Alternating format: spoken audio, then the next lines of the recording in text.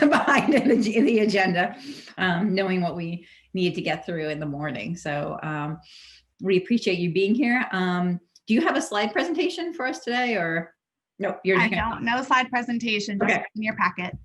Great. We have that. It's in the packet. I think because we're a little late, many of us are eating lunch. So if we're not on video, that's why, but we are listening and paying attention. So I'm going to turn it over to you now. Okay, great. Well, I wanted to just begin with a recap of what I've been up to since my last update with council, since that was now a number of months ago. And I have an update on our multifamily building energy efficiency monitoring and optimization project. As a reminder, we've been working with a consulting company called New Ecology to provide monitoring and optimization of multifamily buildings, heating and cooling and building systems. And the premise around this is that the city, utilizing the money that was budgeted for multifamily building energy efficiency to work with a consultant to do this work, helped us get more work at a better cost, since they're working with 3 buildings at the same time. And they've been looking to see what improvements could be made to these buildings without doing a major overhaul of systems. So without having to do a major renovation costing hundreds of thousands of dollars. And there's been a new update. I'm waiting on the written report so I can share it with all of you. But I've been encouraged to hear that the Franklin's been saving 20% on their utilities already with some optimization work and changing of settings. One of the big co-benefits of this program is the improvement of quality of life for the residents of the building. And so in one building, the New Ecology let me know the hot water temperature was set way too high to a scalding hot temperature. And so parts of the building closer to the hot water tank or delivery were getting scalded by hot water. And so they were able to address that, which makes it a safer, more comfortable experience for the resident, and also saves the building a lot of energy costs, and it's easier on the equipment, so it keeps it operating safer for a longer amount of time. The 3 buildings we're working with are the Parkview, Edinburgh, and Franklin. And the next step and where we are right now is to look at what actual installation programs could take the energy savings to the next level and use the remaining funds in the multifamily energy efficiency budget to do some other work. And that might include some lighting upgrades on the easy low end to separating systems on the high end. One of the buildings needs to have its solar thermal system be brought back up and running. It's been down for a number of years, and so getting that back and running for the building. With these next level of installations and improvements to the buildings, New Ecology expects that each building will save between $800 and $3,000 per year, which results in, with the investment by the city and whatever the buildings contribute, to be less than a 10-year payback per building, which is excellent. And not that we're looking for a specific payback for this program, but having something that's 10 years or less is generally a measure of a very worthwhile investment in energy efficiency and improvements. So that is the update on the multi-family building efficiency project that I received in the last couple of months. As many of you may know, we had a community session on the climate action plan with Montgomery County and Takoma Park community members on Thursday evening. And that went really well. I was really pleased with the conversation with the county. The focus of that meeting was to talk with them directly about what the role of municipalities is in the county's climate action plan, and to talk with them about what specific actions Takoma Park should focus on, what specific things the county will be doing in 21 and 22, so that we don't duplicate efforts, that we can go ahead and plan around what the county is planning to do, so we can leverage those resources, leverage the research, and make some decisions quickly for Tacoma Park. One of the things I thought was very interesting and was the sort of the first time I had heard it, despite being in a lot of meetings with the county over the past couple of years, is that the county's climate action plan is not a menu. They have the intention to implement every single strategy in that plan.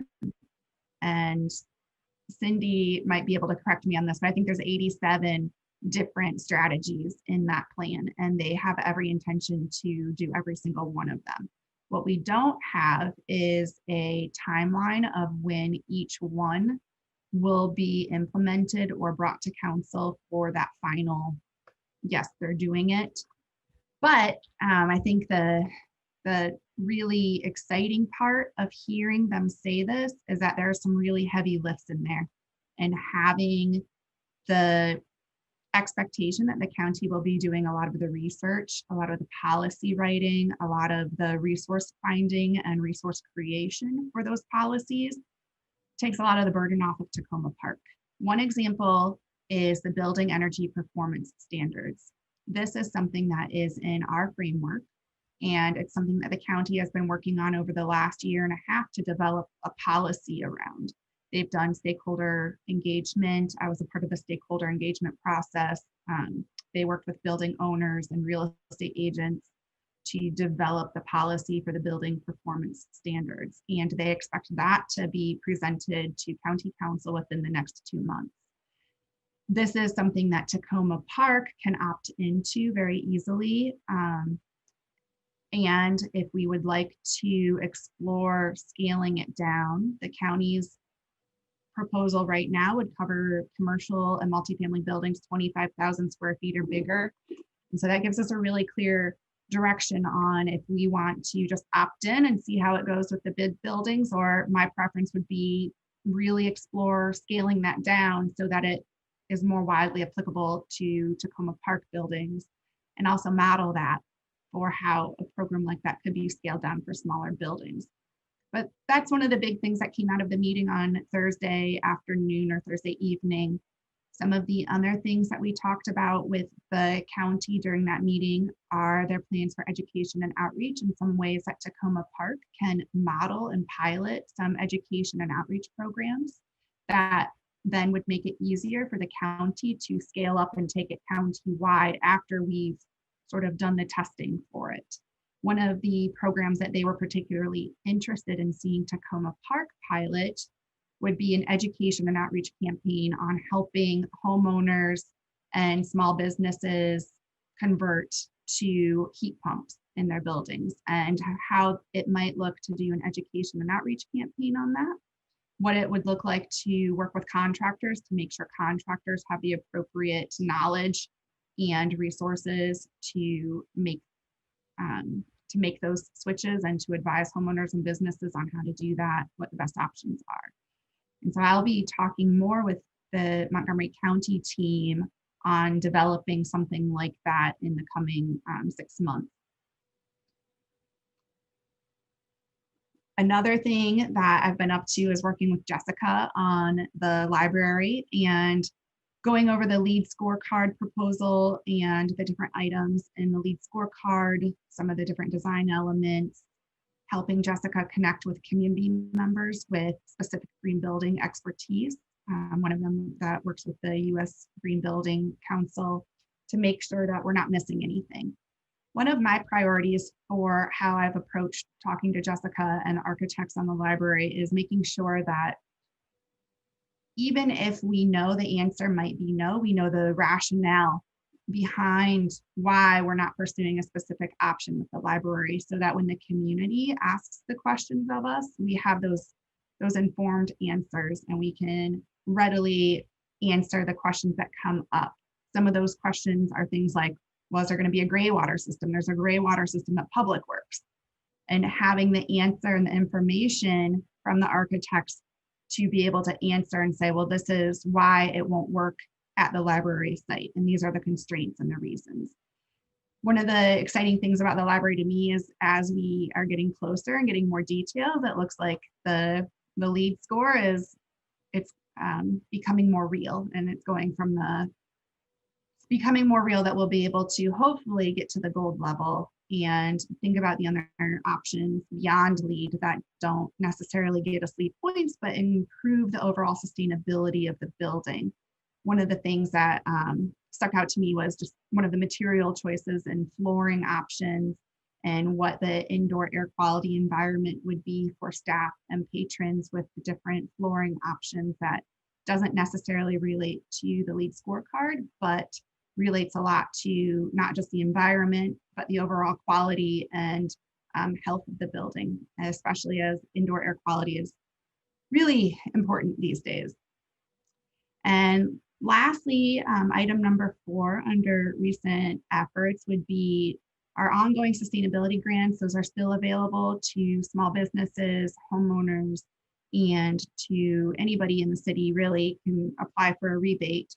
The rebates cover a wide variety of sustainability related projects, anything that reduces energy use or improves energy efficiency. So heating and cooling equipment, appliance upgrades to Energy Star qualified appliances, weatherization, caulking, and insulation. And in some cases, we can even do a small rebate for some renewable energy options. We've had one applicant so far, an installation for the new curbside EV charging program that is on Boyd Avenue. If you are interested in driving by, it's the new program to allow residents in the city who do not have off-street parking and don't have an easy way to install off-street parking on their property to install a EV charger at the curbside and charge their car there on street parking. We developed that permit process with information from Montgomery County, who is also offering this now to residents, and with residents' input. And I have asked Rosalind Grisby to ask the Parking Management Task Force for some feedback and input on the permit process, the permit issues. One of the things I will be bringing back to council at some point in the next few months will be consideration of parking restrictions around this. That'll be a very long conversation, so I don't want to get in it right now, but you can expect to hear back from me on that later. For 21, for upcoming this year, this is what you can expect is the establishment of the Sustainability Assistance Fund. I know because of COVID that was perhaps not funded this year, but we can get it established, and I'll be looking at the details and getting that checked off of our framework to-do list. We have session 2, so I had the meeting on Thursday afternoon. We're going to have the next one the first week of February. And in my summary that is in your packet, I mentioned 2 meetings, the community session 2 and 3. But after Thursday evening and talking it over with some people, I think that we actually need to have 4 community sessions in February, and to break out the different audiences and bring more people into a specific conversation that is going to be more targeted towards each group. And the topic of conversation will be, in general, building decarbonization policies. That's not what I'm going to call it. That's a lot of jargon, but that's the overall broad category of how to decarbonize our buildings as laid out in the framework. So this means energy efficiency programs and rebates, and policies that will go towards improving energy efficiency and looking at the long-term strategy of electrification and how that will work in light of what the county is planning to do around electrification and their timelines for it. I'd like to talk to the community in 4 different segments. The first meeting, the first week, would be just a general meeting for anybody who's interested. The second week, I'd like to talk to multifamily building renters and single family home renters. The third week, I'd like to talk with multifamily building owners. So these will be the landlords and property owners. And I will reach out to our housing and community development team on making sure that we have the right people in the room. And the fourth week, I'd like to talk with our small business owners. So again, I'll reach out to my fellow staff members and our community members to make sure that people know about these meetings and can attend them. Coming out of this, I expect that we'll have recommendations to bring to council on a specific policy path in June or July of this year. The February meetings won't be the last. This is just the first portion of them. We'll have more detailed meetings and more detailed schedules for March and April after the February meetings get underway. I don't want to plan things too concretely without hearing from the community first, because I realize as we have these community meetings, we might need to pivot. And that's why I don't want to lay out a specific concrete summary of each meeting right now publicly, just in case we do want to make a pivot later on. The third part will be community engagement through other means. So not just the online meetings, but other means of reaching out to people, survey, using the city newsletter and direct mailings to reach out to people. The fourth item on my list is the creation of a staff sustainability hub and better community coordination among all staff members. This is something that Susie brought to my attention and is something that has been on my mind for a long time, is a way to ensure that city staff have an easy to access resource to find out everything that's going on with sustainability citywide. I started to do this with the sustainability catalog, but I think there needs to be something more dynamic and a regularly scheduled resource and meeting for all staff to access. And so I'll be working with staff on what this needs to look like, what will be most beneficial and most useful. But as all departments have sustainability integrated into what they're doing, it, I think, will become even more important for us to talk with each other and to coordinate and to work together to implement the framework and all of the cities on their policies and programs. And last, I was asked to present what you might expect for potential new budget items in fiscal year 22. And I think the one thing I could point to right now would be a new budget item for a contractor to administer a benchmarking program. The benchmarking program is in our framework, and it's something that the county has been doing for a number of years with large commercial buildings. And I would like to benchmark all buildings in Tacoma Park that would like to benchmark. We can do this on a voluntary pilot program and then move towards a citywide policy after we piloted it and made sure that's something that is effective and useful for our buildings at a smaller scale.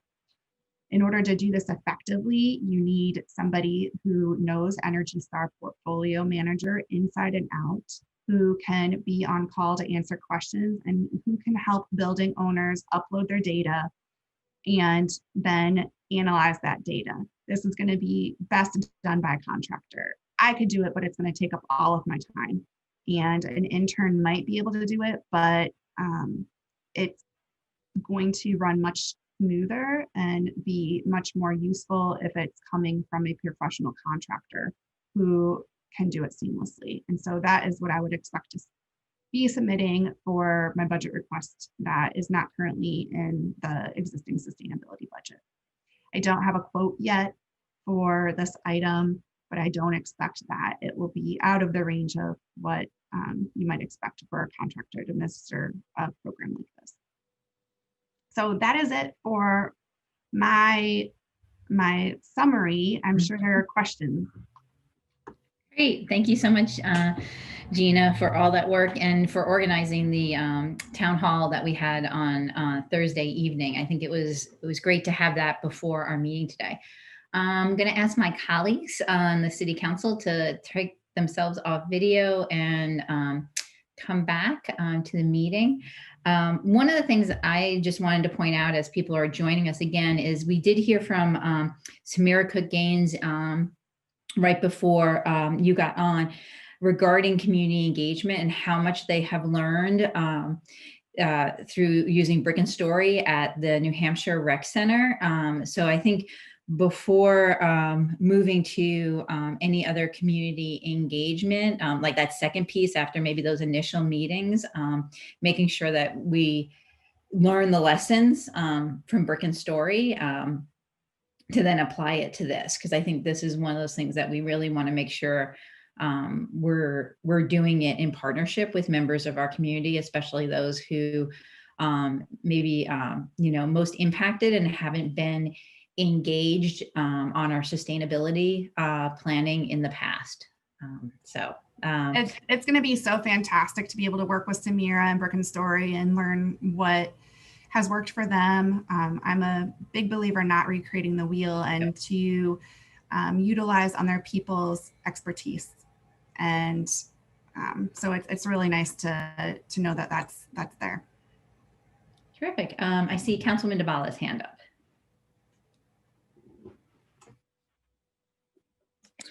Yeah, there we go. Thanks, Gina, for that presentation. This is the other crisis. This is the last thing we did before COVID hit, was to adopt the framework. And you've outlined a really useful way to proceed with ways to implement parts of the framework that are pretty straightforward, and to develop ways to consult with residents and think about how best to implement those parts that needed a little more thought. I'm intrigued by the connection with the county. We said in our framework that close coordination with the county in particular was really going to be important, and here they are ready to move. I'm particularly, because I'm personally interested in buildings as well as transportation. Those are the two big ones for Takoma Park. So on the buildings, on the performance standards and the interaction of, let me rephrase that, the interaction of benchmarking current energy use so that you know what building performance standards to adopt for the buildings that are smaller, which is most of the buildings in Takoma Park, for the buildings that are smaller than what the county will be contemplating, but doing it in coordination with them, maybe even, we talked on Thursday night, maybe even as a pilot with them, is a really fruitful way to proceed, a really strategic way to proceed with the limited resources that we can put into this. And you weren't here when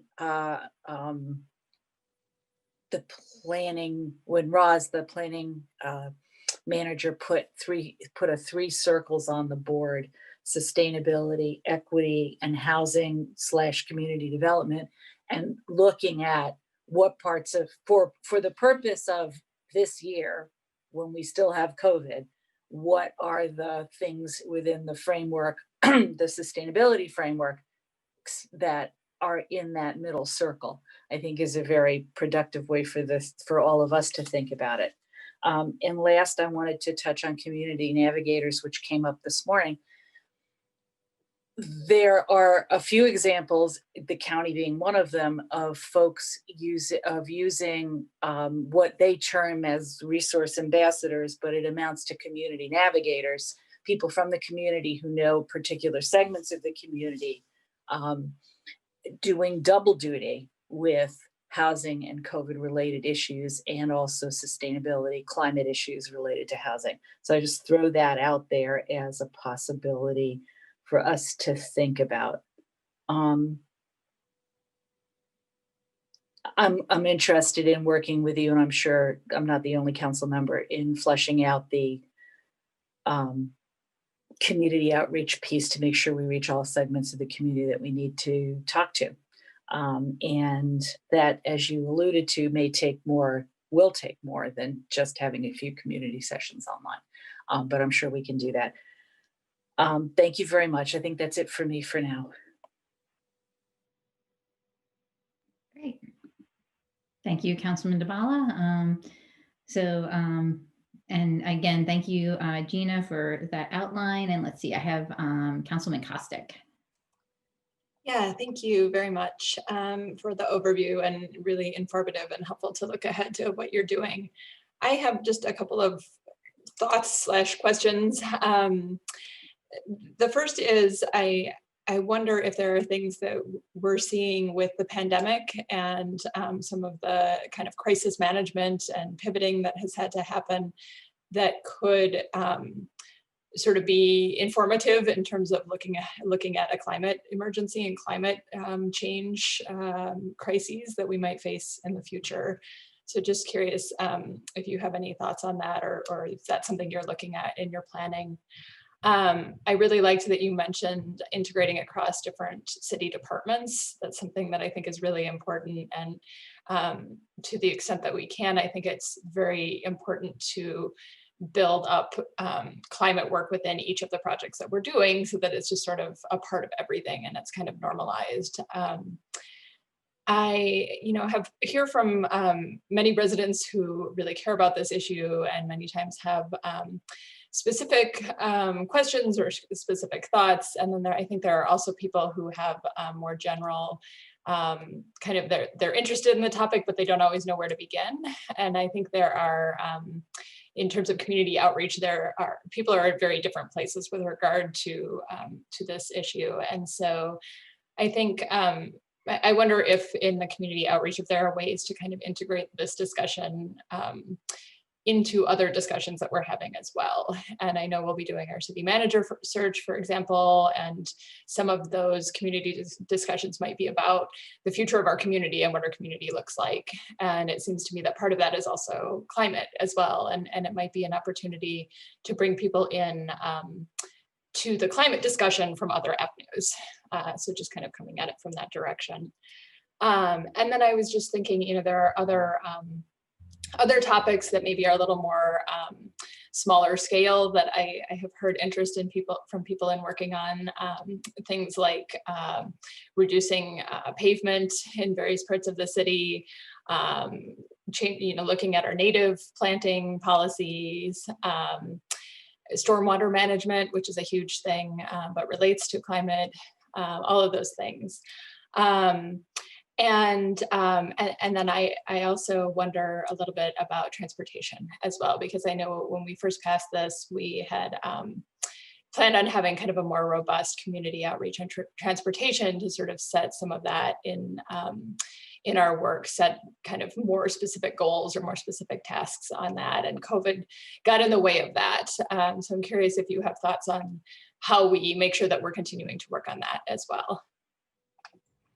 Yeah, thank you. So I think I was trying to take notes on all your questions because they're layers. I'm going to start with the last first because I was on a call with COG. I chair the Built Environment Energy Action Committee that advises CPC.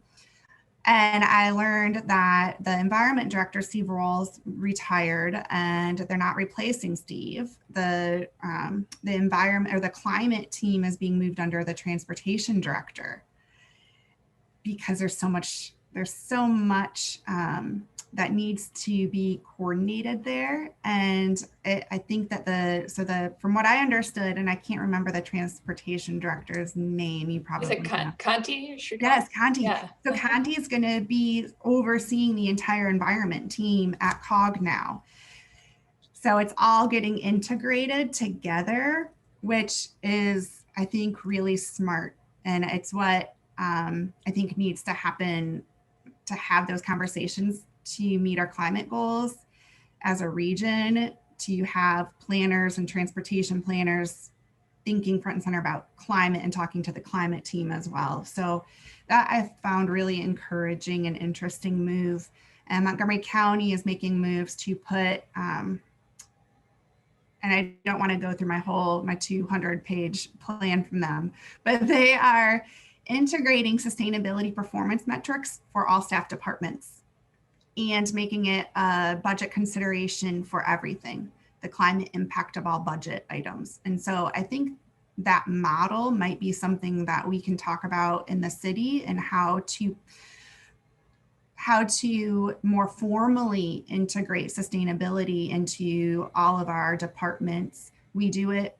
The city's been doing it, long before I was on staff. It's been doing it forever. All departments considered environmentalism and sustainability, but to make a formalized process so that we are all looking at what our goals are and how the programs each department is doing is going to impact the attainment of those goals. So I do really agree that we need that communication and the work between and with all the departments in order to reach our goals, because there is so much between housing and economic activity and sustainability, and they just all are moving pieces working together.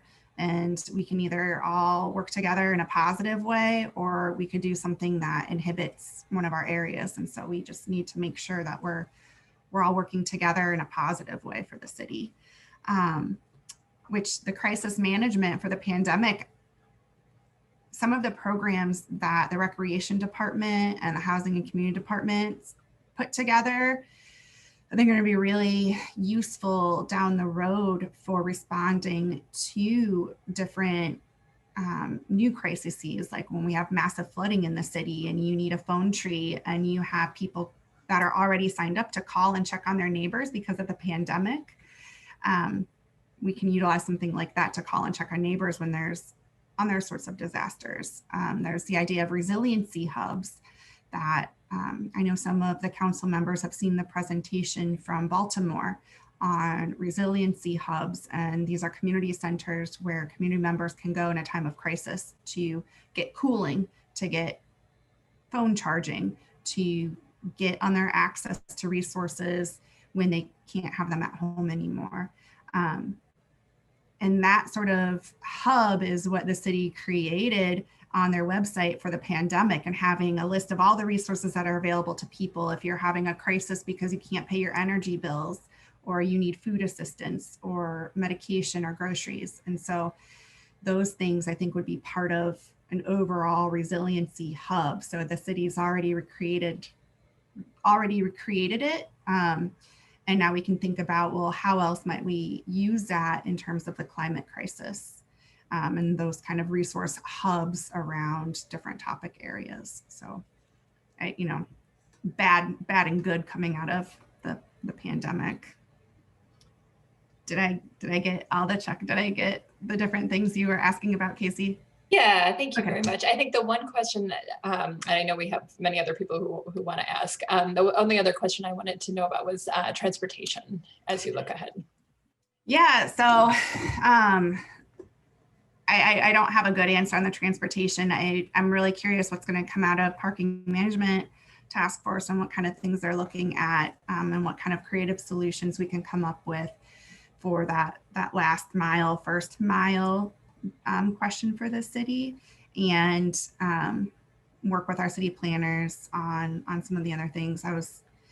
It's admittedly not my expertise area, and so I need to do more of the coordination and work with the experts in our staff and from our region on what solutions they have for transportation, and be more of a facilitator and collaborator on those.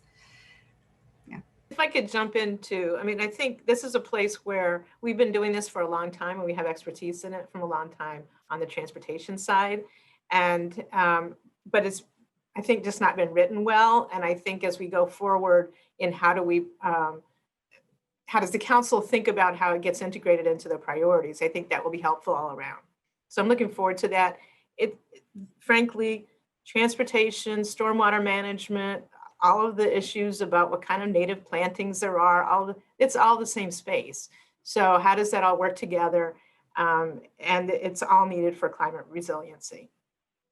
One thing that I know is coming up in transportation that I think is just interesting and cool is the county is coordinating a countywide EV buying group. So individuals can go through a process to buy an electric vehicle with the same sort of support and discount that we see with the solar panel buying groups. So that'll be coming up this year, which I think is really exciting. Mm-hmm. Great. Let's see, I have Councilman Kovar and then Councilwoman Searcy. Thank you, Mayor, and thank you, Gina, for the presentation. I appreciate it.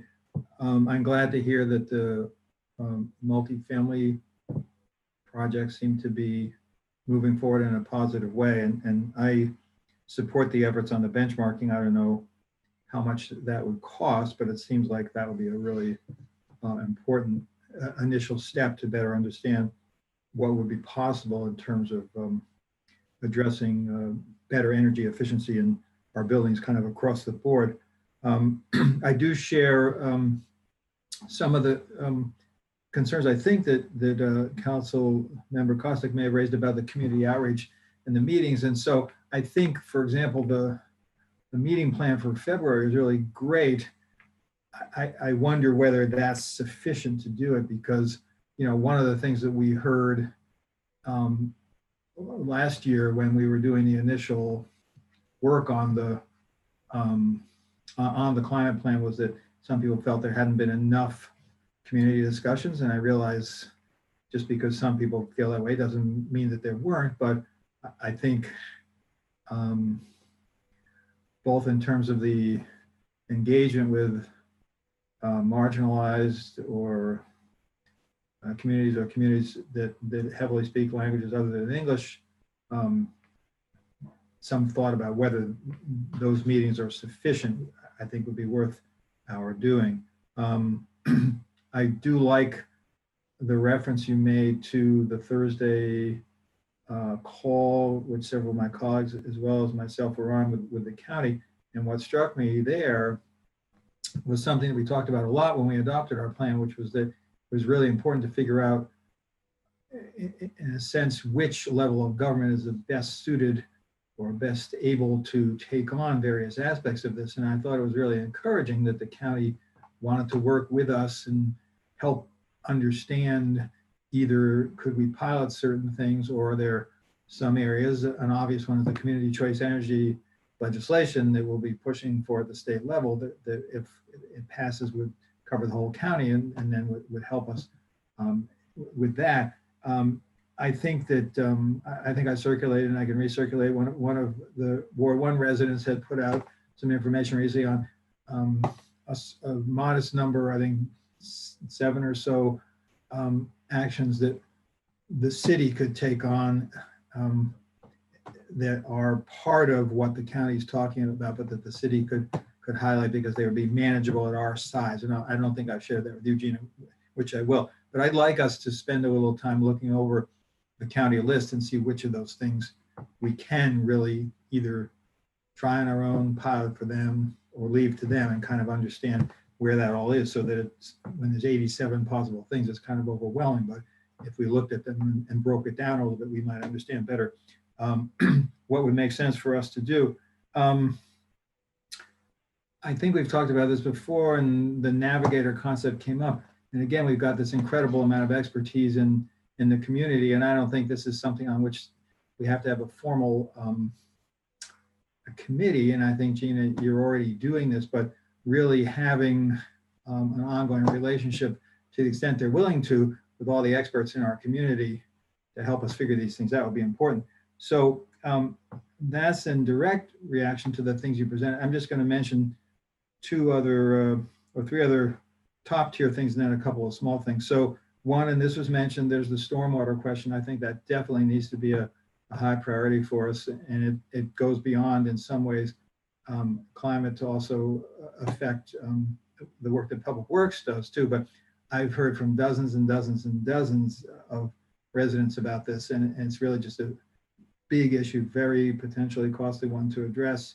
But as I mentioned the other day, I think if we're going to go to the tiered system, we ought to pair the tiered system for paying the stormwater fees. We ought to pair that somehow, link that somehow with initial steps on work that we might take to help begin figuring out how to address the problem or mitigate it to some extent. There's trees, which I think might have been mentioned, but one of the things that's in the tree canopy forest policy resolution that accompanied or that we passed around the same time, shall we say, as the tree ordinance revisions, calls for the development of a multi-year plan on trees. And I think that's essential for that to happen. I don't know if that's really on the list yet for what we might do in the first half of this year, but I hope that can get on there, understanding that there's a lot of other competing needs. And I think mention was made earlier of the open space plan. And I think, as I've talked about, and as Roz talked about, and others talk about, these things are all interrelated: the housing plan, the open space plan, even the task force on parking, not to mention, of course, racial equity and the climate plan and the housing strategic plan. So I think it's important to work on that open space plan, and that connects, among other things, to the community gardens that were mentioned. And then just a couple of other points on transportation, which Council Member Costick mentioned. I think people know that I'm on the COG committee on air quality, and one of the things, no surprise, that they've discovered or uncovered or gotten the data on is that commuting is way down in this region over the past year due to the pandemic, and that's had an effect on really contributing to better air quality. So one of the things I'm wondering is, and again, I don't think we have the money to do this on our own, but maybe there are grants or other sources of funding, whether the city could in some way promote, if not subsidize, opportunities for almost like a shared WeWorks kind of arrangement so that people didn't have to commute into work every day. Now, there would be some equity concerns about that, so we'd have to think that through, but it's very clear that reducing commuting has a real impact on air quality, which is not exactly the same thing as reducing the carbon footprint, but they're all interconnected. And then just a couple other quick things. This was something that I think, this is something that I think as a small action that we could maybe take within the plan, which is to follow DC's lead, in this case, Washington DC's lead, on phasing out the gasoline-powered leaf blowers. And I think also in the overall rubric near the end of our plan on getting carbon-free, looking a little bit more at the impact of wood smoke, because I heard from a surprisingly large number of residents who have concerns about that. And I think that could fit within it. And there are differences. Some people use it for heating. Some people use pellets instead of wood, which may be preferable. Some people use it just because they want to have fires. There's a lot of different aspects to that, but I think I'd like to see if we could look at that. And I have some data on that I could share, Gina. So that was a long recitation, but those are my reactions and the points that I'm heavily focused on at this point. Thanks. Councilman Searcy, did you have something to add? I did, and I don't know where my hand went. It went away, but you can go. Okay. Thank you so much, Gina, for your presentation. It's really helpful. Couple of quick questions, and then I'll kind of piggyback off of some of my colleagues' points. So for the energy efficiency monitoring and optimization projects, one of the questions I have about a number of especially the larger multifamily buildings, or at least those that are in Ward 6, the level of work that's needed in order to improve some of the energy efficiency needs of the buildings are pretty substantial. Did you encounter, or do you think that you might need, in order to do these types of projects, more funds?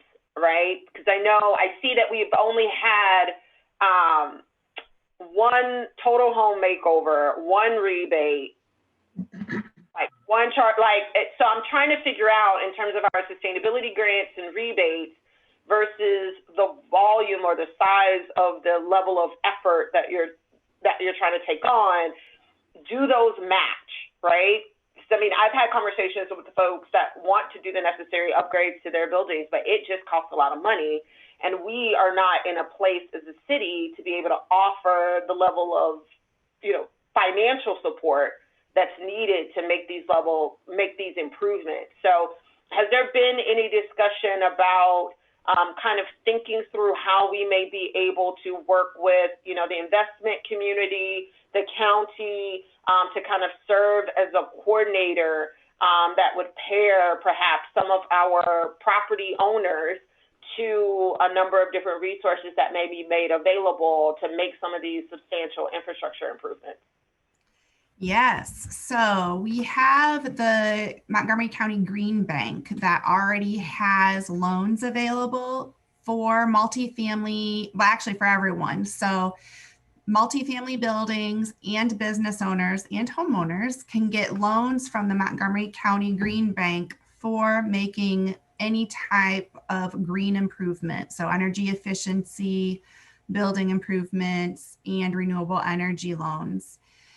The Green Bank has been around for a couple of years. These loans are really just starting to take off. They have a couple of key use case scenarios or success stories that they can share now, where they've worked with a multifamily property to help multifamily properties feel more comfortable working with the Green Bank.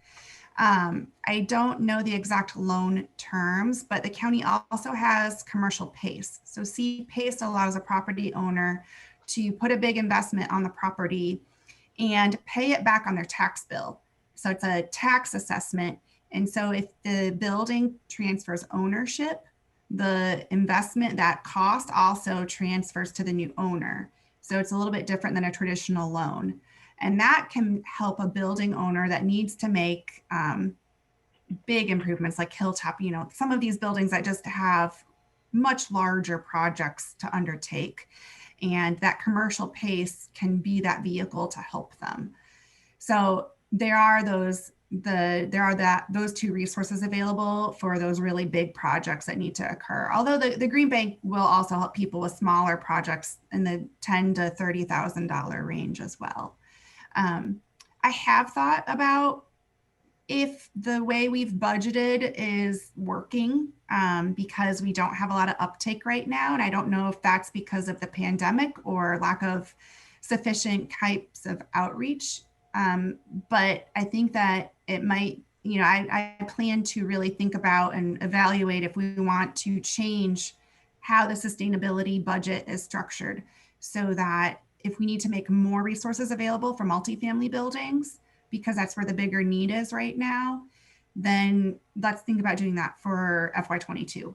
And then we can evaluate for FY23 where portions of the budget are going. But that, they need so much money to make those improvements. So we're gonna have to rely on the County Green Bank. And I think that the County Green Bank is also open to pilot projects. And if there's a different type of funding vehicle, they're not doing grants, but if there's a different type of financing that would make it easier for a multifamily building, then we can talk with the Green Bank and see if they're open to creating a new type of financing product.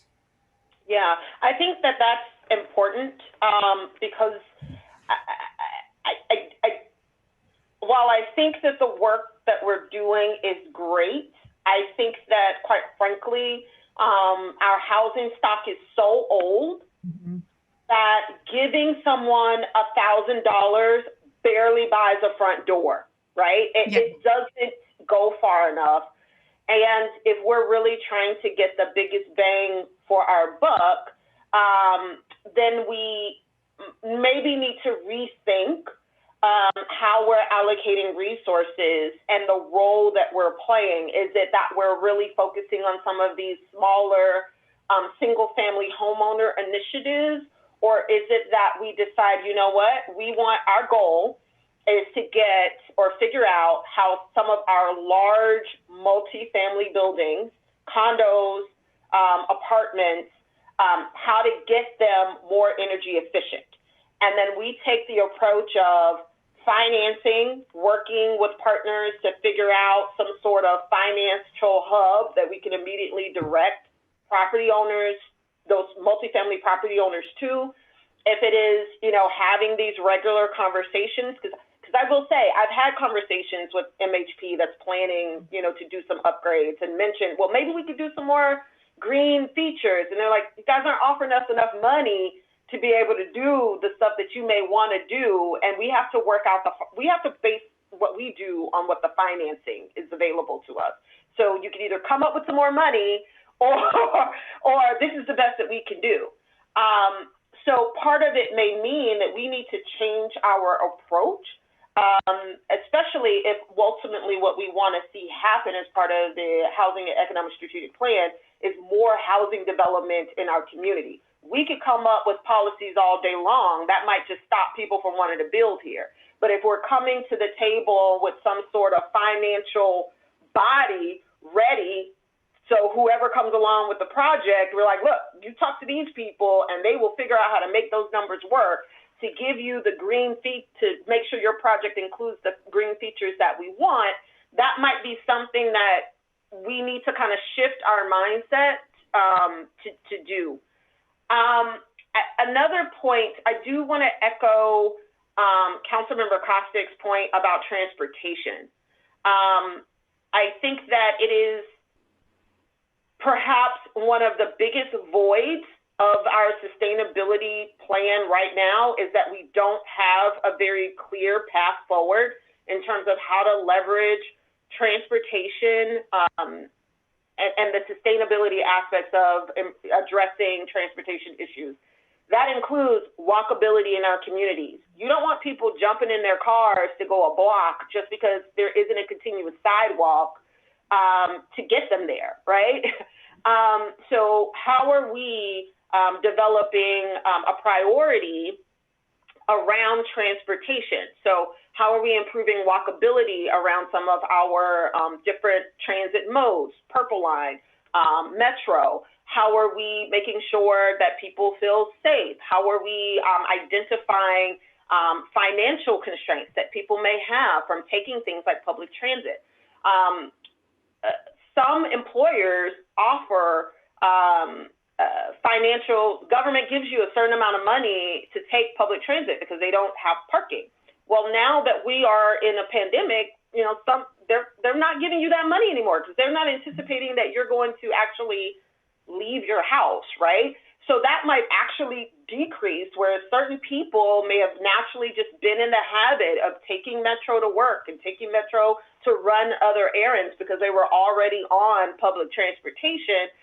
You know, this whole pandemic may actually, once we're able to go live, might actually shift people away from that mindset because they may not be receiving the same level of employer-based financial support to take public transit.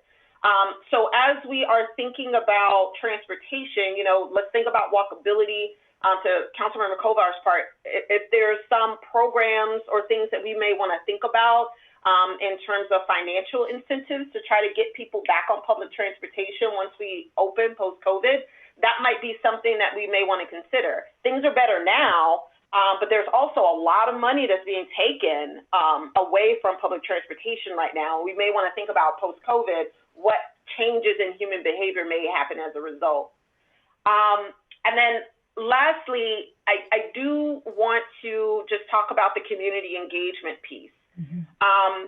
I cannot stress enough that most of our I'm not an environmentalist. This stuff goes whoo, whoo, whoo over my head every single time. Councilmember Dabala is always checking on me during tree conversations to make sure I'm okay. For some, many in our community, it doesn't resonate until you are impacting their house and their pockets. Mm-hmm. So we need to make sure that when we're coming up with these sustainability plans and we think we're getting community engagement, that we're not just speaking to the advocates. We're not just speaking to the environmentalists and the advocates. So I don't want there to be this misconception that if you do outreach to a couple of outreach sessions to, you know, multifamily buildings and to business owners, that is going to stop a number of multifamily homeowners who are not a part of some of those initial conversations from having a ruckus because they don't understand why the city is trying to impact their house and how they cook. So I don't think only having 3 sessions about something like this is enough. I think that there needs to be more, and I think that they need to be more frequent.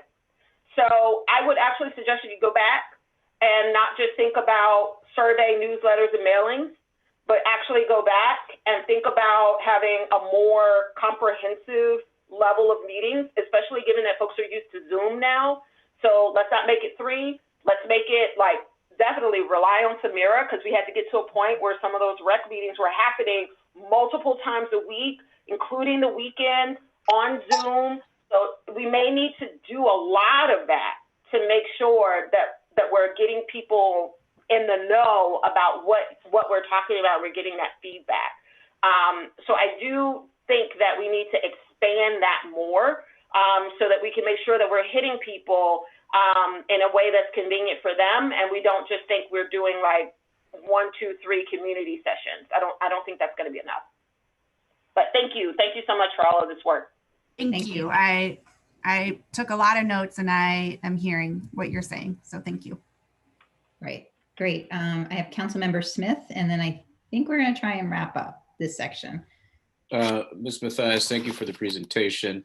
Can you tell me what is different about the Green Bank? Is it different underwriting standards than a regular commercial bank? Do they just specifically only do climate change or energy efficiency type of infrastructure improvements? Why would an owner go to the Green Bank rather than Bank of America? And if we could do that super fast, sorry. Yeah, because traditional banks don't always see the value in making these types of improvements and don't always offer loans to properties wanting to make these types of improvements. Okay, so they have separate underwriting standards. And I would just tell the council that I've had meetings with a autonomous vehicle provider. I hope that they can come in and talk to the council as a whole. And I think this would help cut down on our carbon footprint regarding transportation. Thank you for presentation. Great, thank you. I just had a couple of things to underscore. Actually, Councilmember Smith's question on the Green Bank, I wrote down that I actually think people don't understand the Green Bank, and I really appreciate Councilmember Smith's question on that. And I know you've done some great outreach, but even just like lifting up the programs we do have and the opportunity sometimes is really important to do that.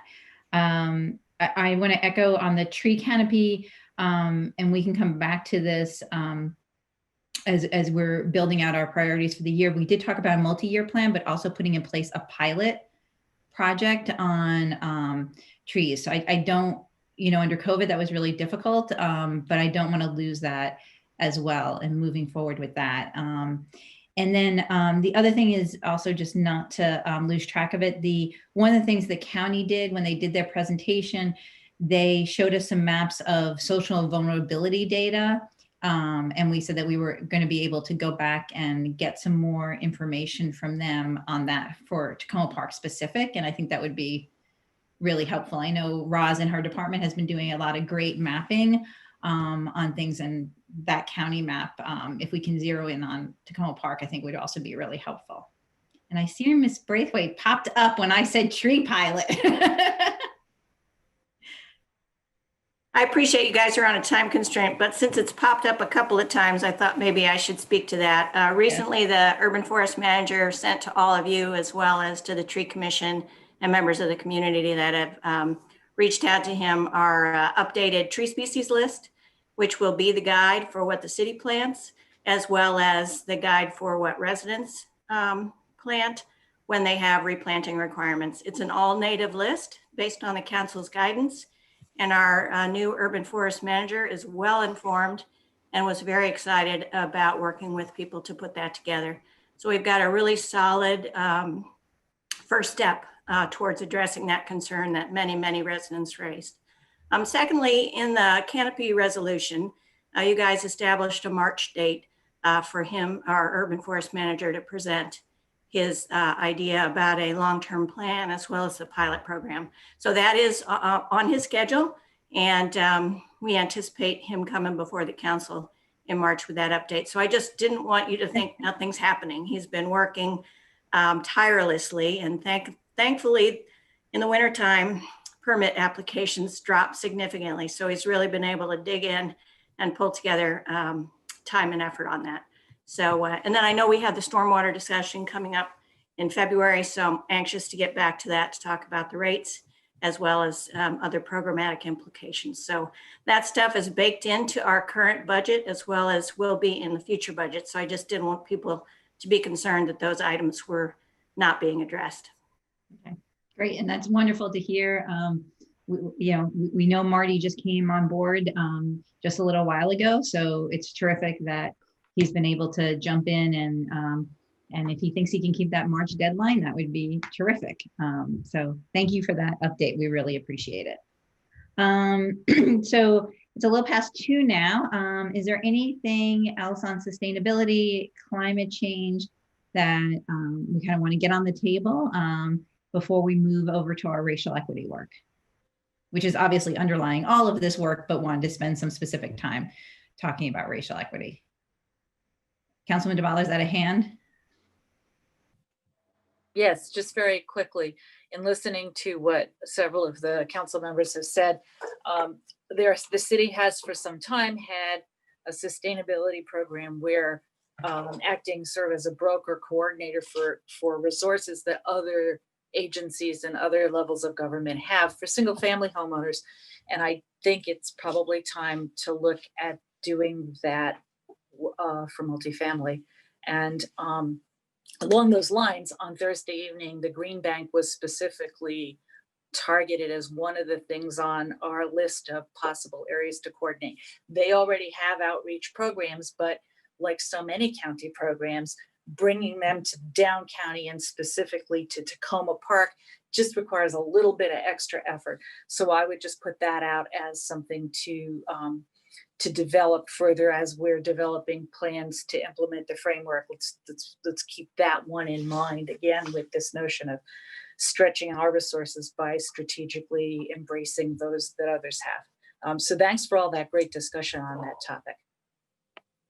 Great, terrific. Well, thank you again, Gina, for this presentation and all your work. And we'll be talking to you again soon. Thanks. Have a good afternoon, everyone. Thank you. And I think we're going to flip it over to our Deputy City Manager to kind of just give us some highlights on the racial equity work and a look ahead on that. All right. I have a very short PowerPoint. I promise I'll keep it short, just with recent developments. And I know Tony is already on and ready to talk about the next topic. So I'll keep it short, but excited for the discussion.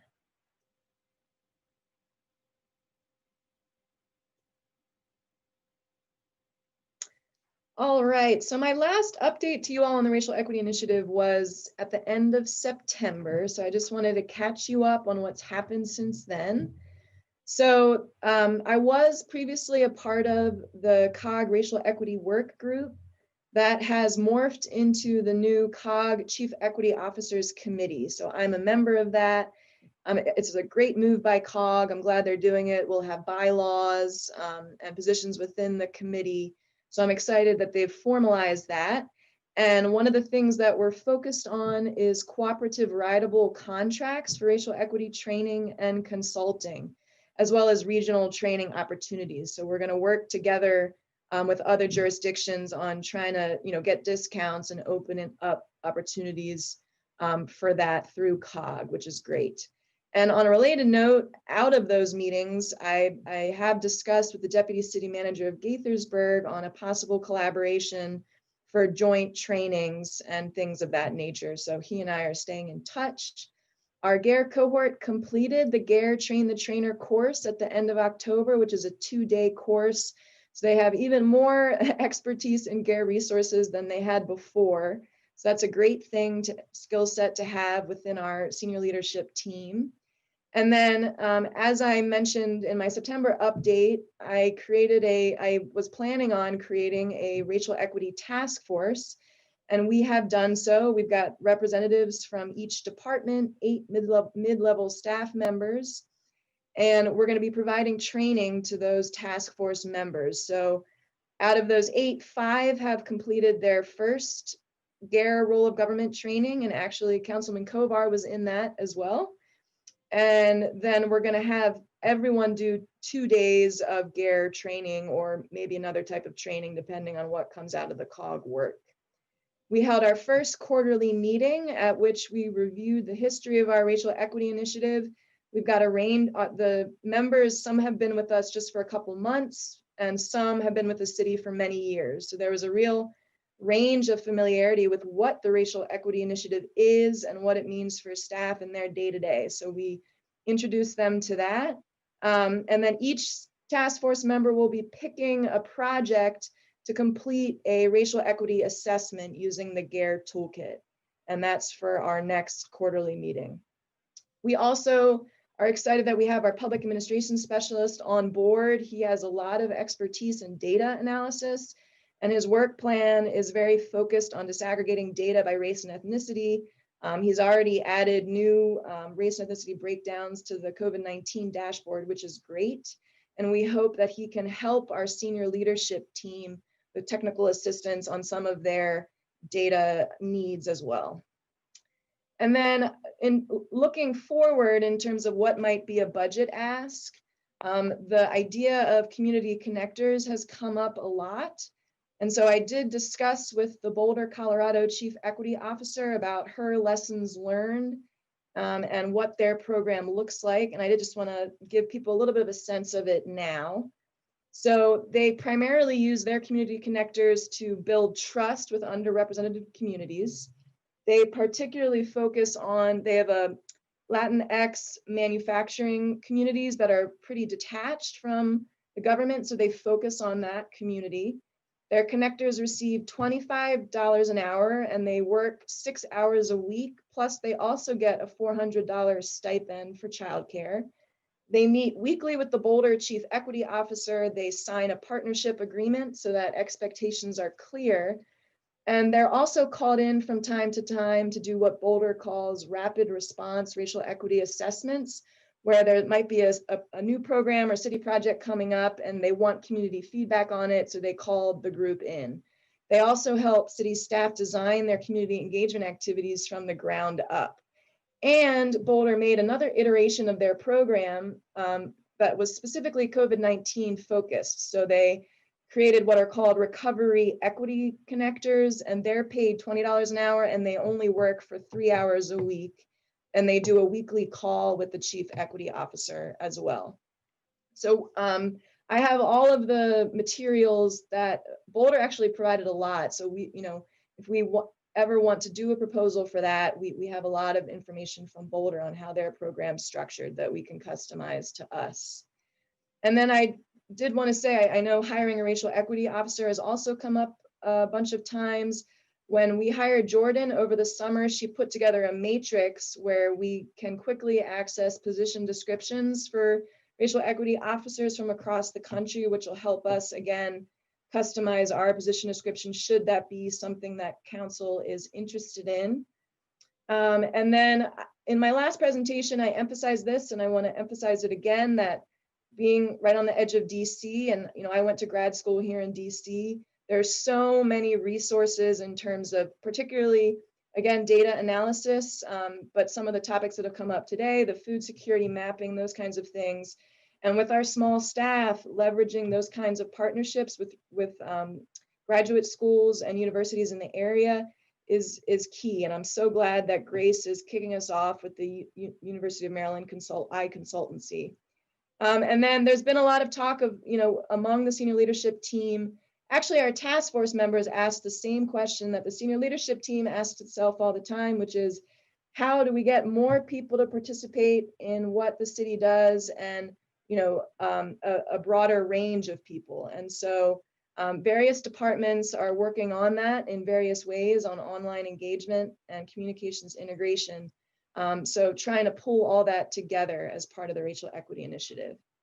And just to close out, so this is what is currently in your priorities framework. And so, I think in terms of the strategies that you had the last time you updated it, you had explore possible task force on racial equity. So, we have a start for that at least.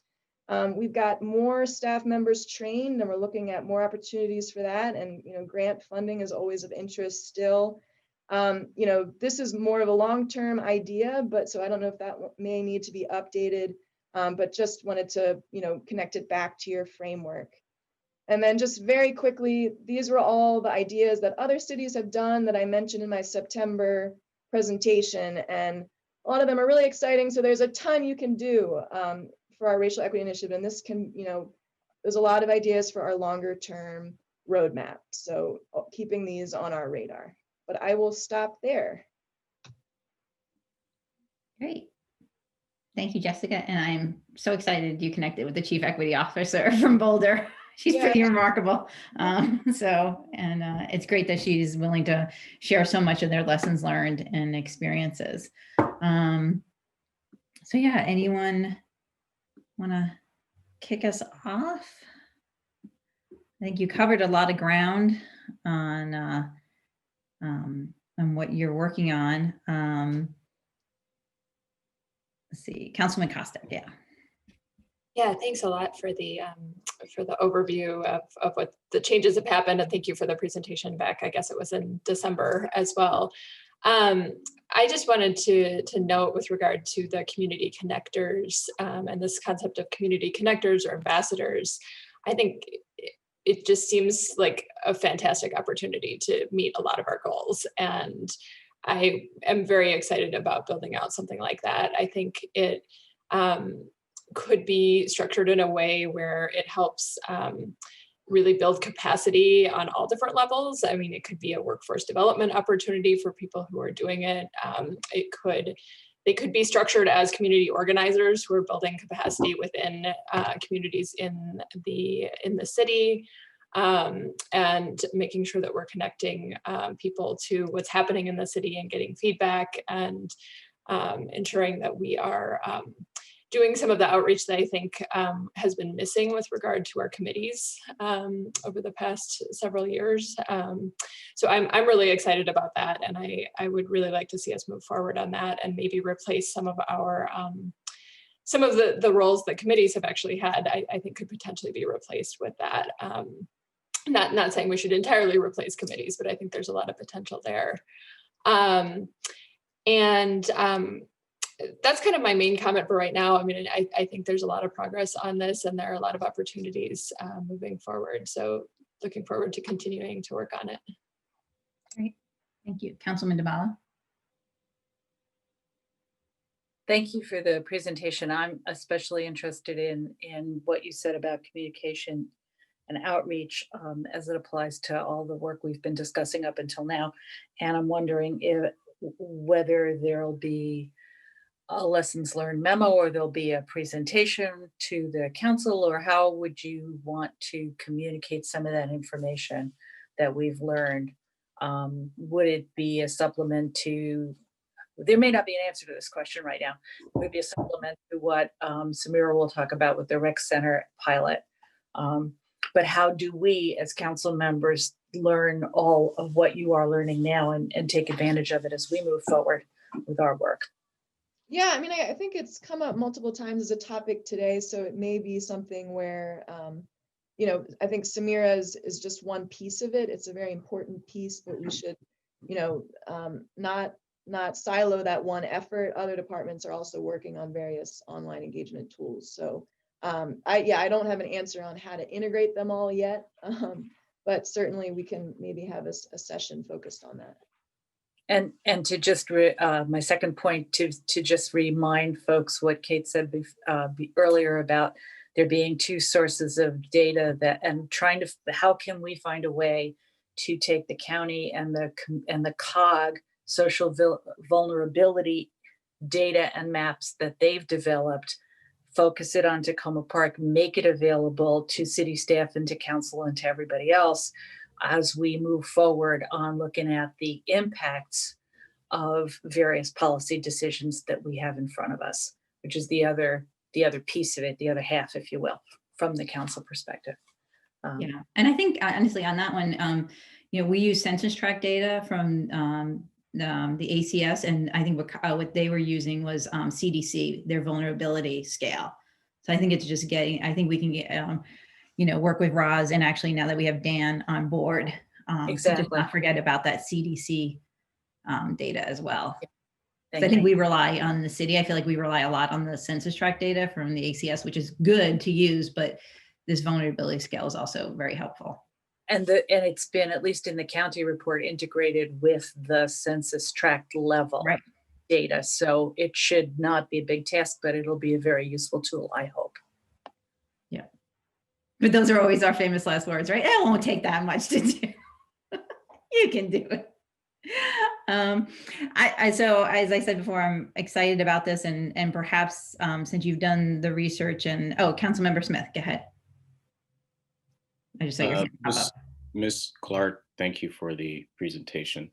Has there been any change in any of the resources made available or the discussion at hand since the insurrection Wednesday at the Capitol? That's a good question. Not immediately. I mean, we're all still kind of reeling from it. So, but that certainly will color the discussion moving forward. Because I would be very interested to see if what people have been thinking about, how or if that changes since what happened Wednesday. So if anything comes up, please share it with us. Thank you. Will do. Sorry, Councilmember Kovar. Thank you.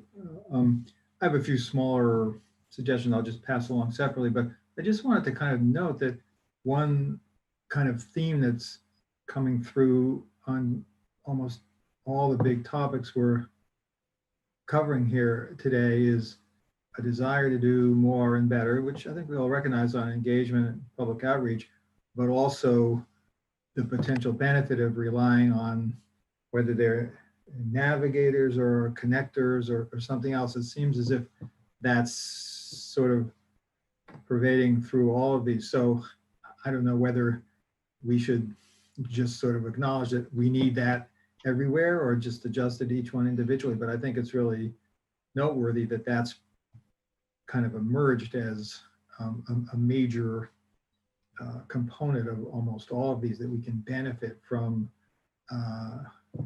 relying on either the community leaders or the experts who are in touch with a lot of the folks just as we go along. So I'm not asking specifically that something be done on that as much as just to say that seems to be where we're headed on a lot of these. Yeah. Great. So I think just to close out this session, I just would like to put on our priorities. As Jessica mentioned, I've talked about this before, and I'm not saying we have to decide today or in the near term, but I would like us to just kind of think about the pros and cons of actually hiring a chief equity officer for the city. And I'm glad that Jessica's connecting with many of them around the community, but realizing that as the deputy city manager, and as we'll talk about in a moment, the hiring of a new city manager in our city, Jessica has a lot on her plate. And so thinking about whether or not we're at this stage with our work in the city on racial equity, that we should consider hiring a chief equity officer. This is a relatively new position in many municipal governments around the country. The job descriptions do vary, as Jessica mentioned, but basically what this person does in many organizations is they're the organizational lead, driving the development, implementation, and integration of the best practices around racial equity.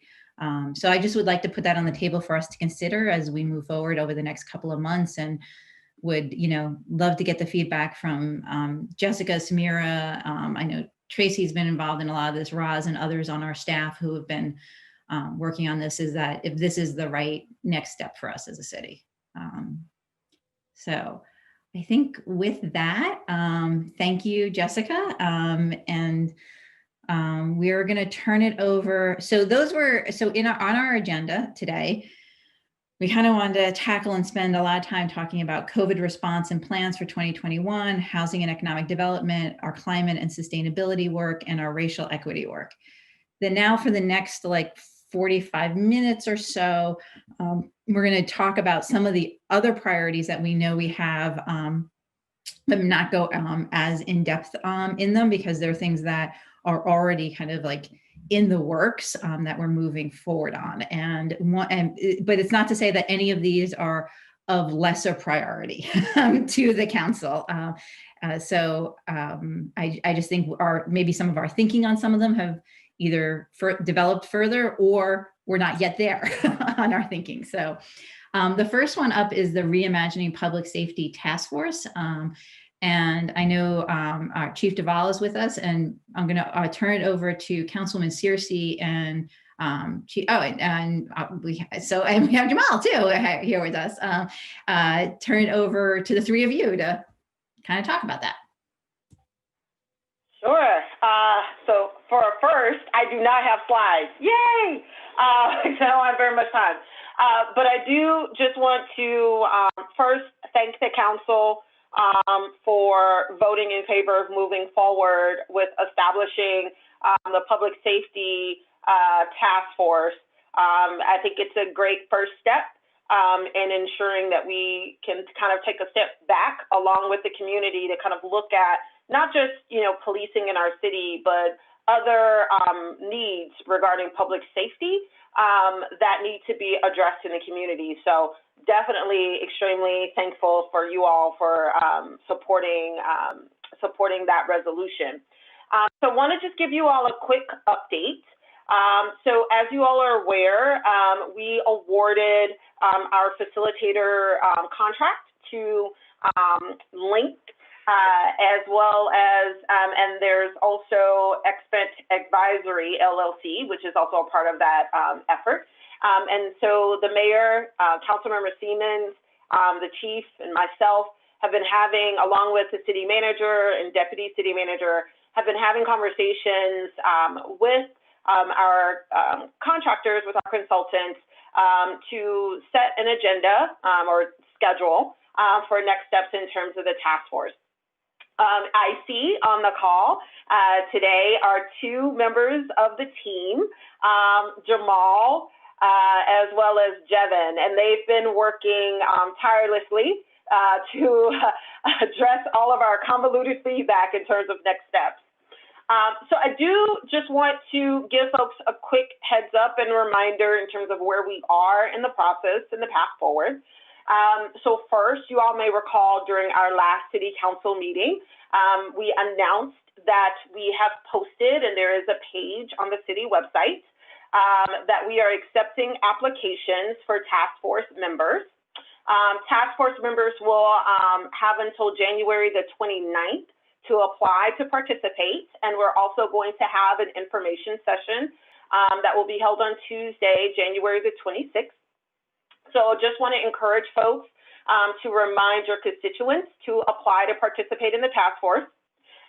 The team has also been working on a number of different stakeholder meetings and interviews just to learn a little bit more about our city and what some of the thoughts are in terms of public safety before convening the larger task force.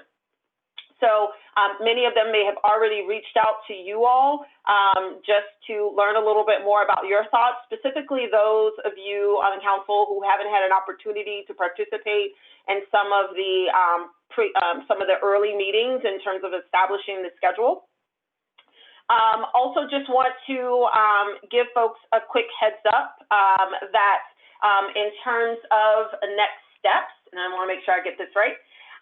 So our hope is to start not only working with you all in terms of vetting any applicants so that we can identify the 15 or so task force members, but to also bring before you and have the council, I should say, the council will identify who would participate in the task force and kind of bring it forward for a vote in mid-February. So we are moving a little fast in terms of accepting applications, vetting those applications, as well as bringing them forward to vote to council. But one thing I do want to stress is that it will also be important for us to make sure that what comes out of this process are valuable recommendations. And our hope is to have recommendations before the council in early June.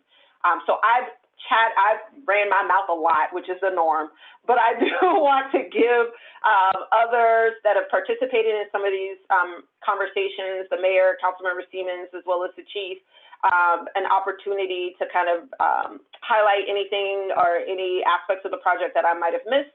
And then to kind of turn things over to other council members who may have any questions in terms of what we have planned. Definitely want to encourage Jamal and Jevin, if there are any questions that I'm not able to answer that you all are in the better position to respond to, feel free to do so. So with that, I'll kind of pause to just see if any of my colleagues that have been a part of some of these early conversations want to add any additional background information for folks. Thank you, Councilmember Talisha Searcy. I appreciate your summary, and I think it's very accurate. I would just like to add that there's one point that seems to be a confusion to some people, and I just want to stress that this is not just about racial equity, that this is a task force reimagining public safety. And so we're looking at all aspects of public safety. And of course, racial equity is a key component of that, but not the sole component. That's all. Thank you. Great. Chief, do you have anything to add? I'll just add, as I've said before, from the beginning, we've absolutely supported this task force. We really think we're doing a lot of things right here in the city of Tacoma Park, but there are also things that we would like to do, and that's going to involve taking a holistic approach to public safety, not just police, but as I've said before, all other components of government. One of the initiatives we're putting forward is the mental health initiative, which I hope that the task force tackles, some of these high-level impact the city. It is something. I was that there was some really robust discussion, and I hope that people on the task force understand each other's views, respect that, and we come out with really a community, as we always are, who's in the forefront of whether it be law enforcement, whether it be racial equity, what have you. So I'm excited moving forward. I think we have a really good facilitator, and hopefully we'll hear from them this afternoon. Great. Thanks, Chief. Jamal and Jevin, do you guys want to jump in and say anything before? Because once you let the council members talk, that's it. We get it. No, thank you, Madam Mayor, and Councilwoman Searcy, and all of the other council members who played a vital role as a part of this process and this task force to reimagine public safety. Yes. Once said, my name is Jamal Holtz, lead project manager for this particular project, and serve as an engagement specialist at Link Strategic Partners. I'll let my colleague Jevin introduce himself as well. Madam Mayor, members of the council, Chief, it's a great honor to be with you all. Thank you so much for this opportunity. We're looking forward to our engagement efforts over the next few months. As Councilmember Searcy explained, this will be a joint facilitation approach addressing all aspects of equity, public safety, policing, etc. And so we're very excited for a series of dynamic conversations that is going to lead to realistic solutions and recommendations. I am Jevin Hodge. I lead national engagement efforts. I'm our national engagement director at Link Strategic Partners. So we've done this work around the country, and happy to answer any questions that you have today. Thank you.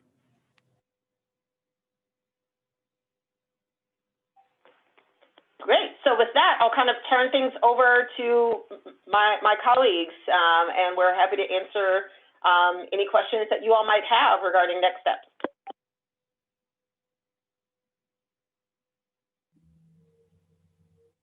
Is he Councilman Damala? Yeah. Yeah, thank you for the update. This is great, and pleased to meet both of you virtually. It's wonderful. I thought I heard something about meeting with different council members who might have information about their wards to share, and I would appreciate a check-in. There's a lot of different opinions in Ward 2 about what ought to happen, and I'd like to have a chance to share all that with you. What is once the appointments take place, then what is the first step? Is it a public meeting, a private meeting? Is it does the task force stand up? I don't know if that's for Councilmember Searcy or for the link folks? Councilwoman, do you want to take a shot at it, or what happened? Jamal, you can take that one. Okay, cool. Yeah, so we'll be, thank you, Councilwoman, for that question. Once we come to a final selection of members for the council, from the council, and they give, those members get voted on by the council, we'll then have a series of task force meetings. We're slated to at least have a task force meeting every other week, starting mid-February, going into March, and ending sometime in early April, so we can start to package all of the recommendations together. In between all of those meetings, we'll also have some subgroups. And I know we talked a lot about how the task force will focus on different aspects of what public safety is beyond policing, and talking about mental health and employment and other things and services within government. We'll have subgroups focused on those particular sections and opportunities that we're talking about, where we'll be able to really do the meat of the work and then bring those things back to the whole task force. So we're slated to do about 5 to 6 task force meetings and about 4 to 5 subgroups in between those bi-weekly meetings with the task force members. Jevin, did I miss anything with that? You hit it right on you hit the nail on the head. The only thing to add to that is that we will have a public information meeting at the very beginning of the process, but it's going to move very quickly and very rapidly. Mm-hmm. And Councilman Devala, to answer, I think was part of your question, and the chief had brought some experience he had with the county task force, is that we'll work in terms of what, obviously some of these have to be public meetings, but there will be times when we want people to share experiences and other things that they may not be comfortable sharing in a public meeting. So we will work to make sure that we create a space in which people feel comfortable sharing their lived experiences, because that's really important to this process. And at the same time, we follow all the open meetings rules that we need to.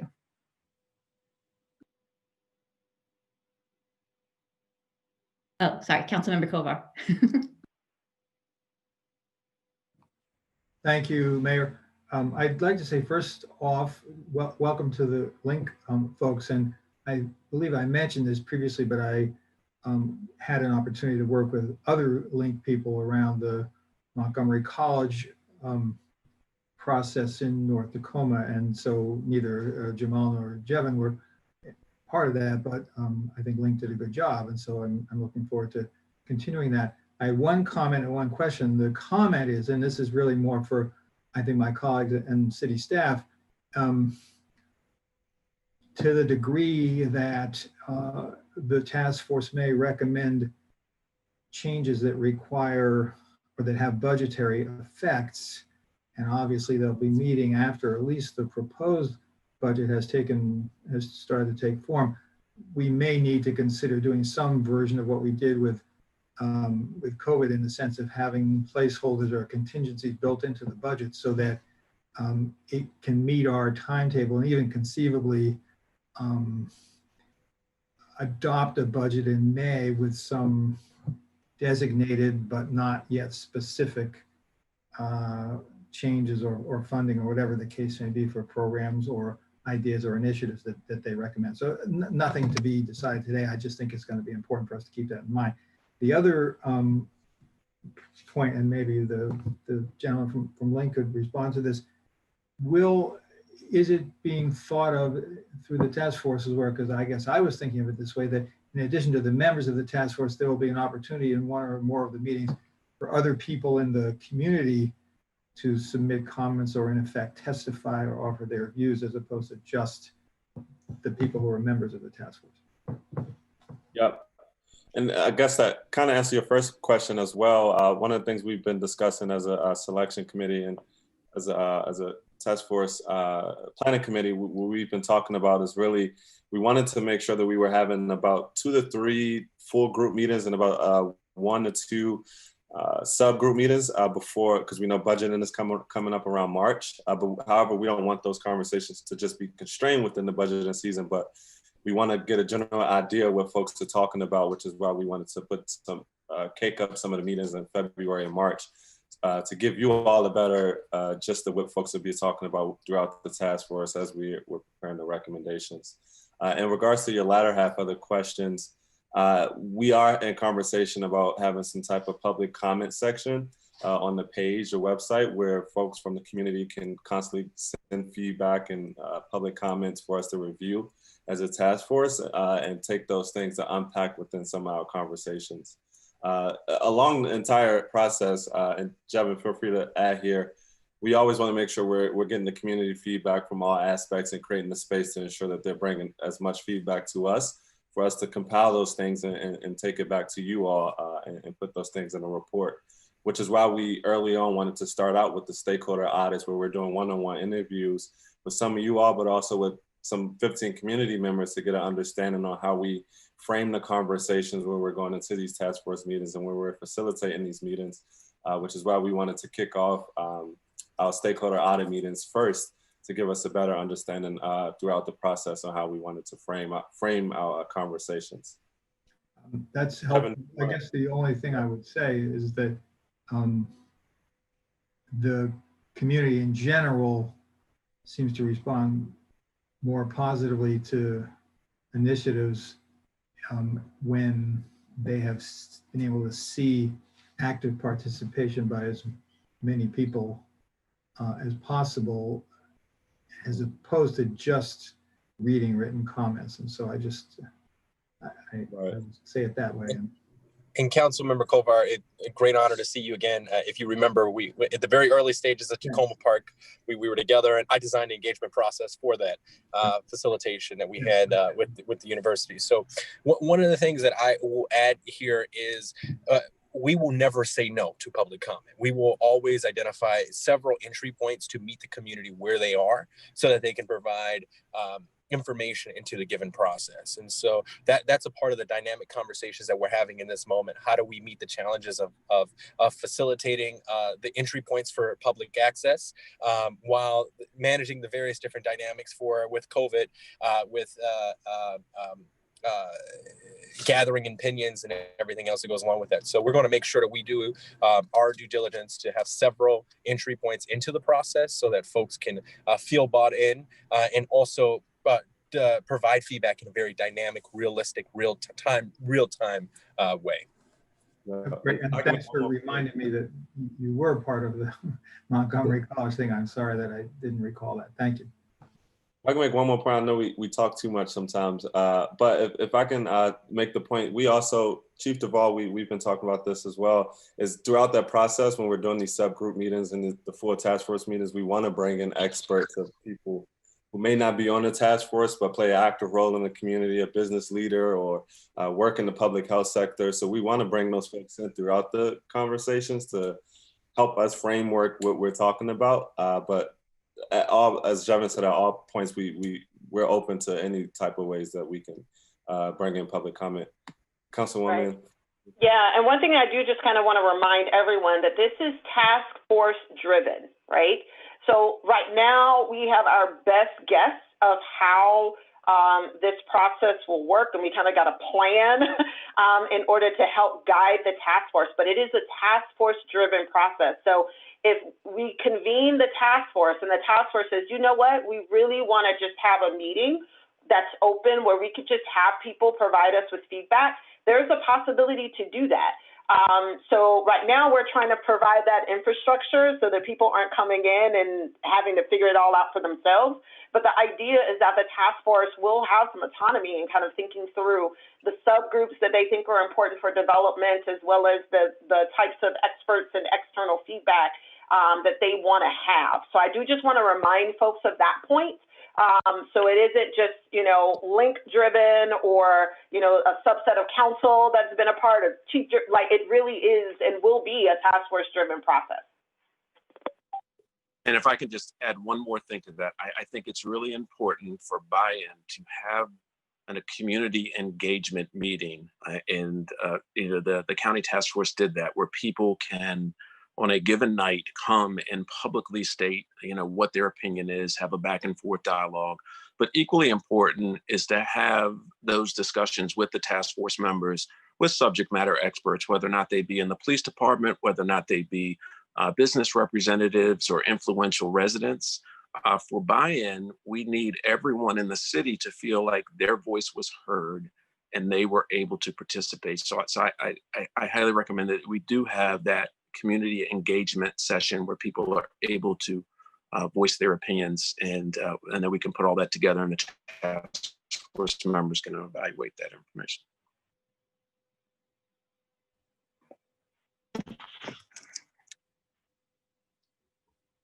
Great.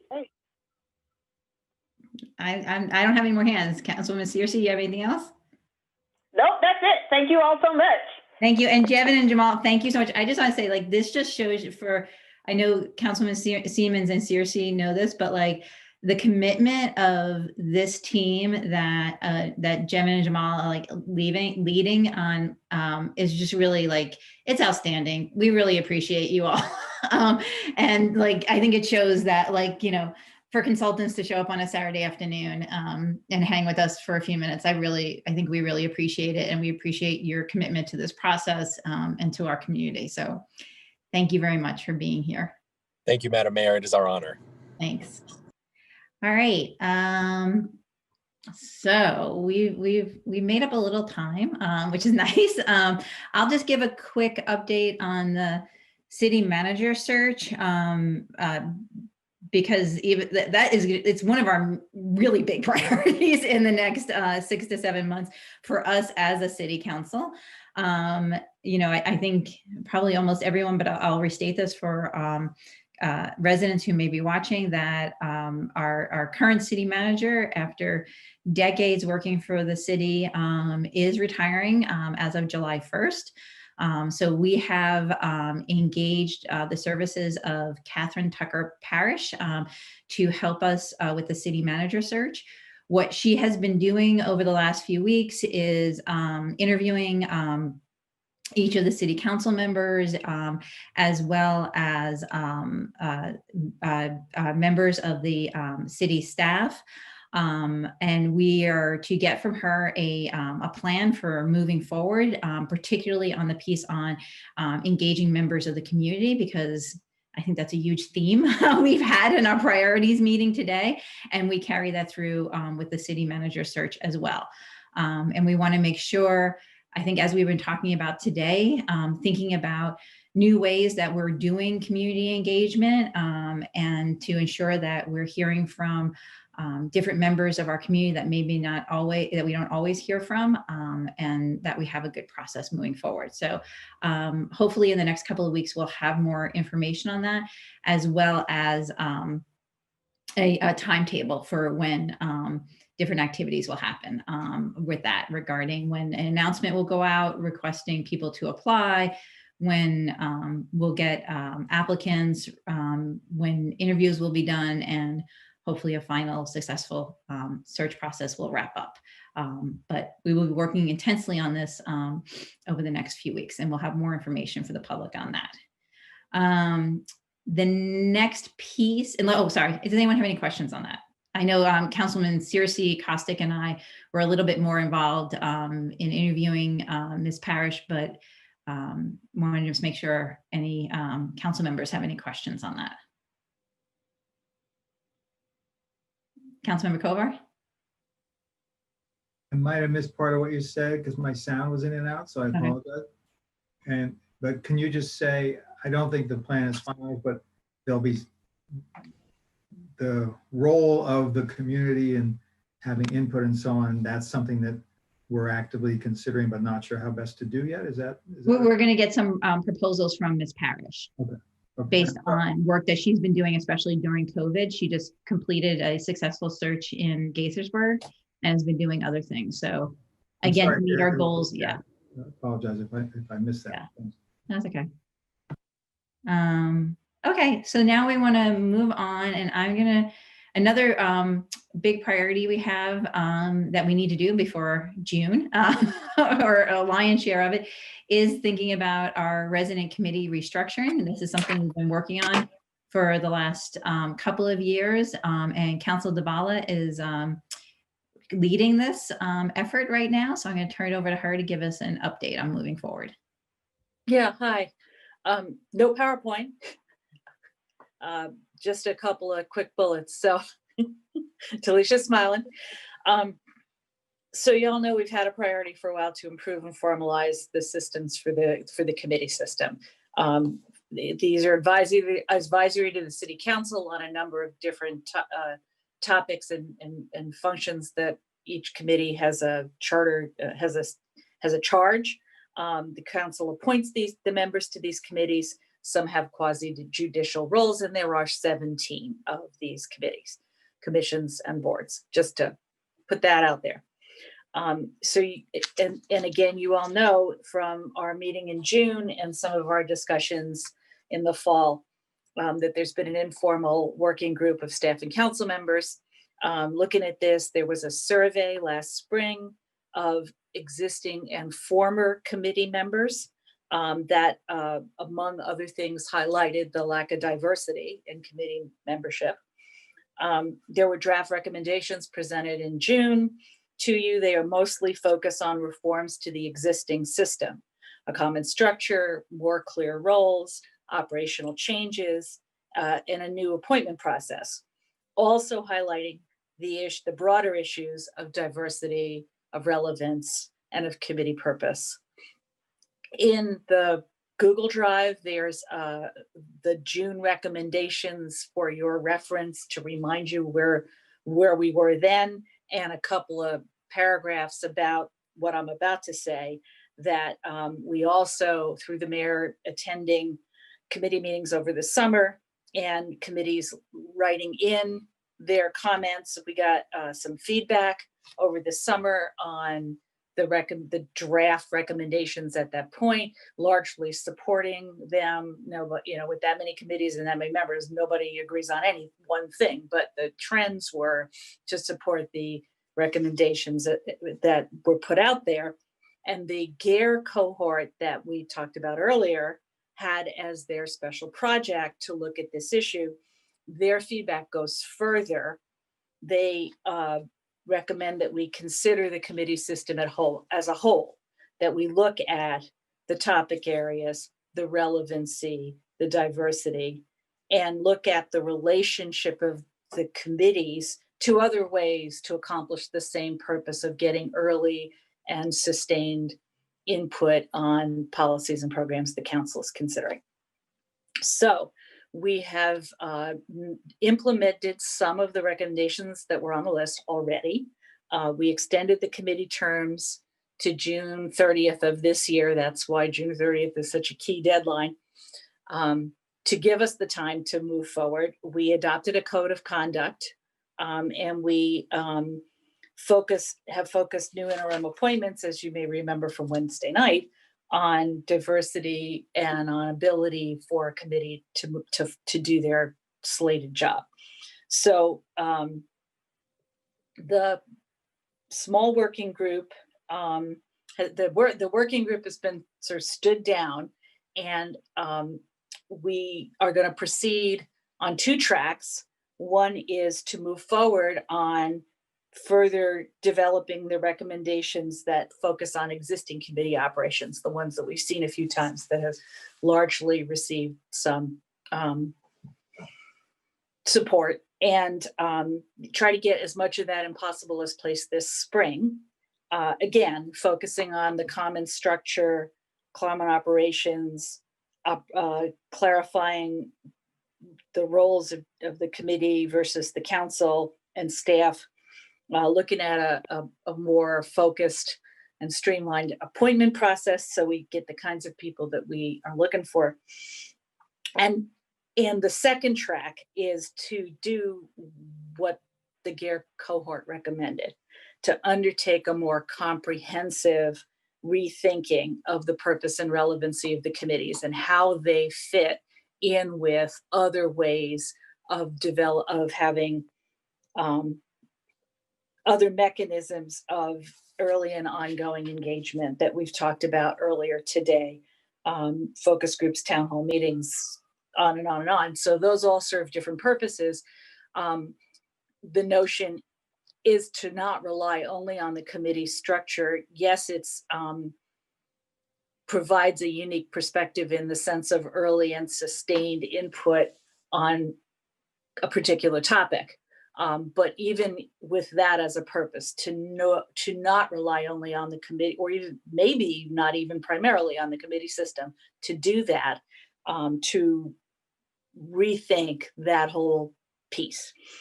And I have, if you're all okay with it, agreed to take the lead on that second piece. So 2-part shuffle by June, get as much as we can in place to make the changes within committees, because there are likely to still be some, because we have a tree commission, et cetera. Make those changes in appointments, training, operations, et cetera.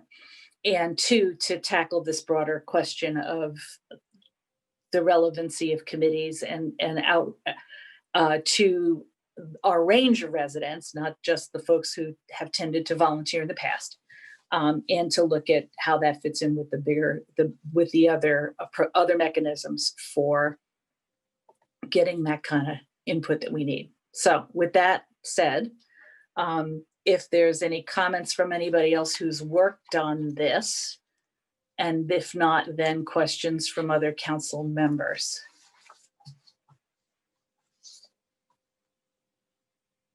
Either I talk too much or too little, because y'all are very quiet. No, we're like, oh my God, my head's exploding. No. And we're just so thankful you are taking the lead on it. It's like that said, I could use some help. And I've talked with a couple of you individually about that, and I hope to talk with one other member about that offline. Great. Councilman Kostick? Yeah, thank you very much, Councilmember Dhavala, for this overview and your work on this. I think I'm just sort of in that period of the day where you've been on the meeting so long that your eyes are kind of glazing over. But I think this is great. I mean, I've heard from a number of people who are on a variety of different committees or have been in the past about their interest in revising the committee structure and the need for that.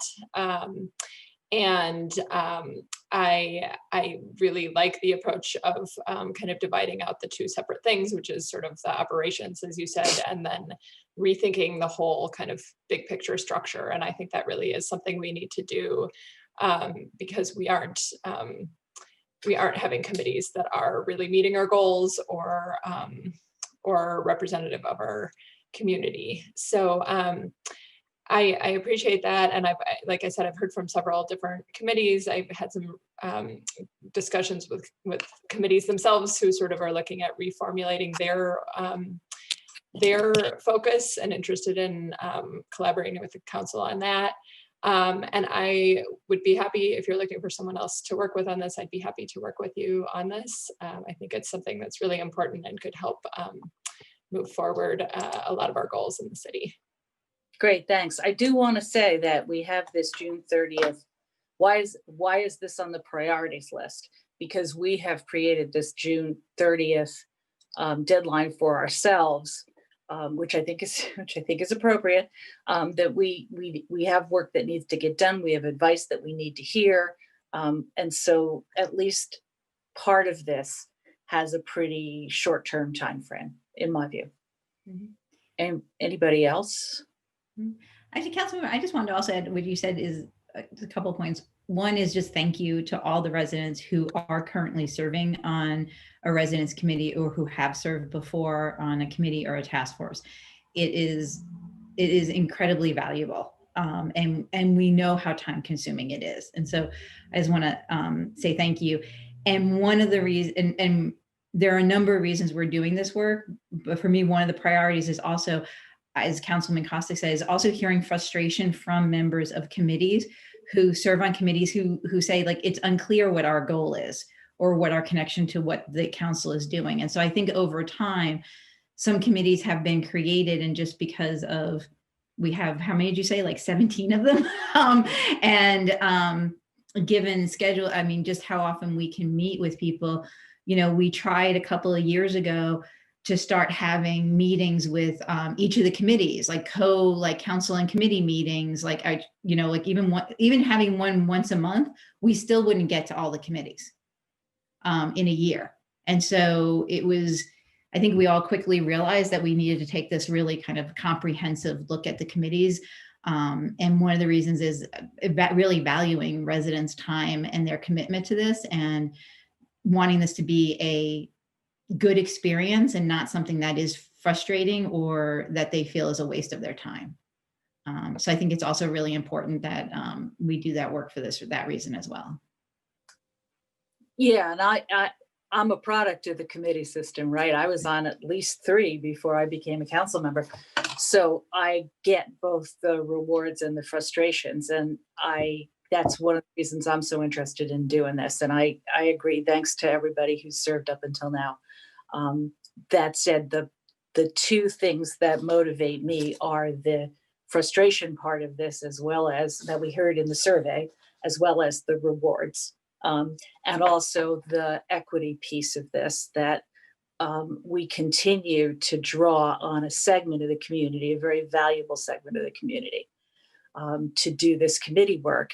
And that has had an unintended consequence of leaving other people out. And we don't want to do that. So that's the 2 reasons why I think this is so important to pursue. Great. Councilwoman Searcy.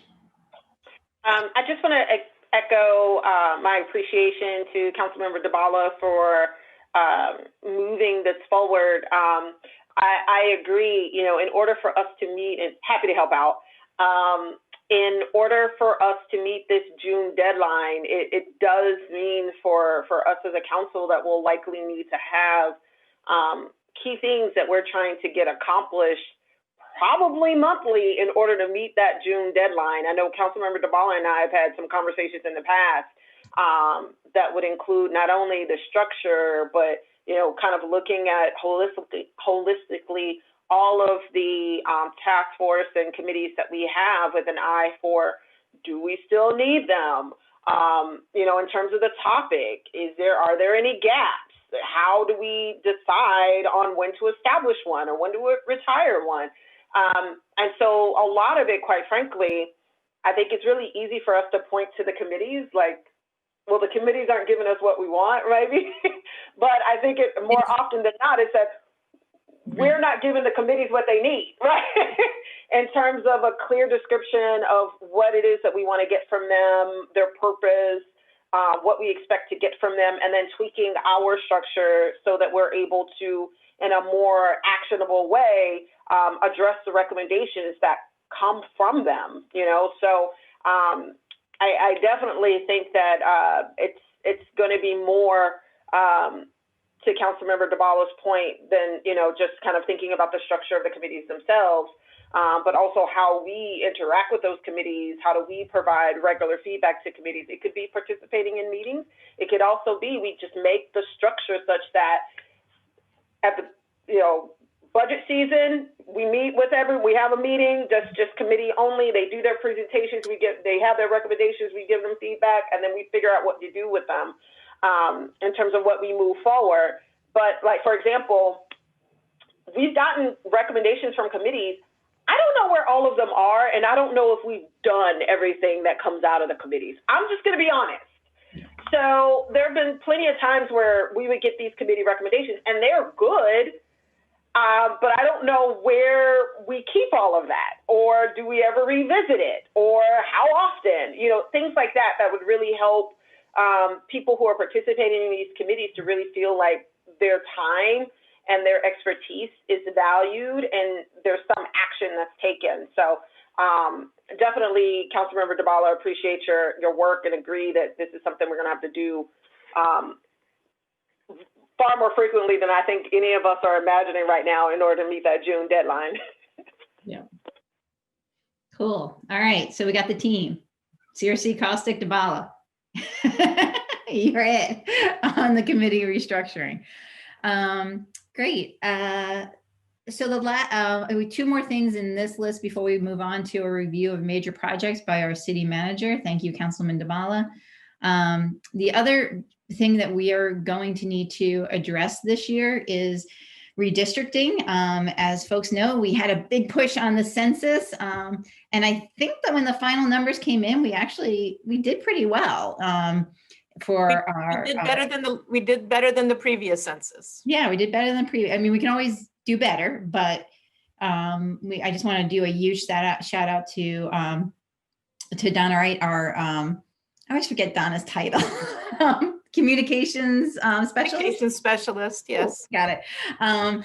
Because she was on this. She did an amazing job with CDTV, and I know a whole bunch of our city staff, but I know Donna was really leading this. So I want to just do a shout out to her and thank her on the census.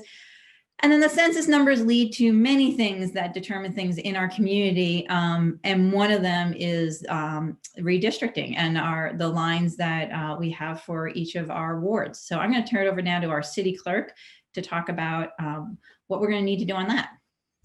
Sure. So you'll find in your folder, and I'll post on the website shortly, some background information on redistricting.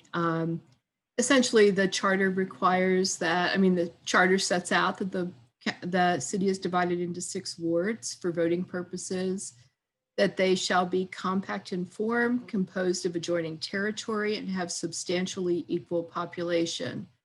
The ward boundaries shall be established by ordinance and shall be reviewed after each decennial census.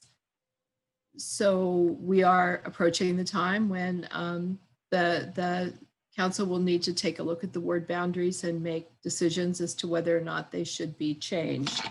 So one of the things that I've provided you is the guidance that was given to the redistricting task force that was established in 2011. And I can review quickly the basic guidance that was provided. But one of the things that I'd like the council to think about, and perhaps the mayor can schedule a work session on this at some point in the near future, is whether or not to establish a redistricting task force, or whether it makes more sense to have a consultant, some public hearings and staff input to make some recommendations that could then be reviewed by the community as a whole, so that and then the council could make some decisions based on various options presented to it. So there are 2 things to think about: whether to form a redistricting task force, or whether to not form a task force, but take community input, have a consultant and staff develop options, and then take it back out to the community for input and for council input and community input. So I just throw that out there as an option for council to think about. So, and it may be, if you decide to go that way, you may want to think about that, as there may be some, there would be a budget implication to hiring someone to work with the numbers and develop some options. So essentially, a redistricting task force or anyone reviewing the wards might look at the various criteria. So examine the population in the current 6 city wards to determine if there is an equal distribution across the wards. Recommend to the council whether or not a redistricting plan should be implemented, and provide at least 2 options for changing the ward boundaries if a redistricting plan is recommended. In reviewing the distribution of population, wards should be as nearly equal in population as possible to ensure the principle of 1 person, 1 vote. And so that's a key, obviously, criteria. The wards should be geographically contiguous and compact in form.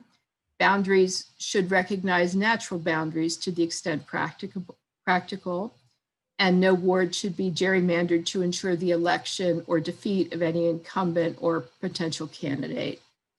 In addition to those considerations, council directed in the past to consider commonality of social and economic interests, preservation of the cores of the existing wards, geographic compactness of the wards, and respect for the neighborhood and respect for neighborhoods and neighborhood associations. So those were the types of criteria that the council had set out in the past for looking at whether or not word boundaries need to be changed. And so I will, that's what was done in the past. So I open it up for council questions or for comments. Actually, I'd like to just note, having been involved in the staff work for redistricting in the past, it's not that easy because there's a general desire for a ward to have people on both sides of a street so that a ward line goes down and splits a block. And so the calculation using census numbers, which is usually a census block, has to be extrapolated or guessed at. And so that's one of the aspects that made the last time challenging. So just letting you know that it is always more complex than you think. And I know it was frustrating for the last task force. The discussion about how to come up with the recommendations was frustrating. So it's an important factor it's an important thing to think about. The other thing that Jesse didn't exactly and isn't exactly specified is an ongoing discussion in redistricting about how much do you keep a district more people of color, or how do you want to redivide that? And there's arguments on both sides, but it is something that the community will need to think about. Okay. I just have one question first for the city clerk. Is there in our charter, I didn't check this, but a timeline that we need to look at? I mean, obviously, if we need to do redistricting before the next election, but do we have a timeline yet? And should we start kind of developing that work? Because I know we just had an election this fall, but 2 years goes by, less than 2 years goes by really fast. And so kind of working back from when we need to actually have all the boundaries done and locked in preparation for the next election. Right. So my recommendation is that you try to have it done by the end of this year, assuming that we get the census information that is needed. And, or at the very latest, have it finalized and adopted before March of 2022.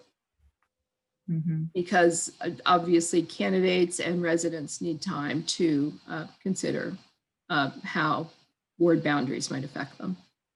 Great, thank you. I have Councilmember Kovar, then Dabala and Searcy. Yeah, I was actually going to ask and recommend something similar to by the end of the year, because it's fairness for both those being represented and those who might want to run. So even if not in the charter, that's what we should, in my mind, think about. And the other question is, and this is just for maybe the city clerk can respond, although it does connect to what the city manager said. Also, I think the term used was the populations are supposed to be substantially the same, but the city manager said that depending on how that's done, there's some guesswork and estimates there, because the census blocks don't always, or census tracts don't always coincide with how it's being done. So how close is close enough in terms of the way the population works? Because I can recall some changes being made at other levels of government where they went to such an exact level that it ended up with these absurdly contorted kinds of things, even though it wasn't being done for gerrymandering purposes. So do we have a sense for what substantially should mean? Is there a percentage? I think this is up to the council. There are some standards, however, that we can provide you, but I think you want the deviation to be under a certain percent to the extent that you can, but it's obviously there is discretion. Council has discretion. The goal is that every vote is essentially has the same weight. All right, thank you. Great. Councilman Dabala? Yes, thank you. So the threshold question is, how much has the population changed? So if the population is exactly the same, then we don't need to make any changes, or am I making an assumption here that's not valid? I'll let the city manager respond to that. So there's a couple things. One is during the last redistricting, the Tacoma Overlook was empty for construction, and as was a lot of Hampshire Tower.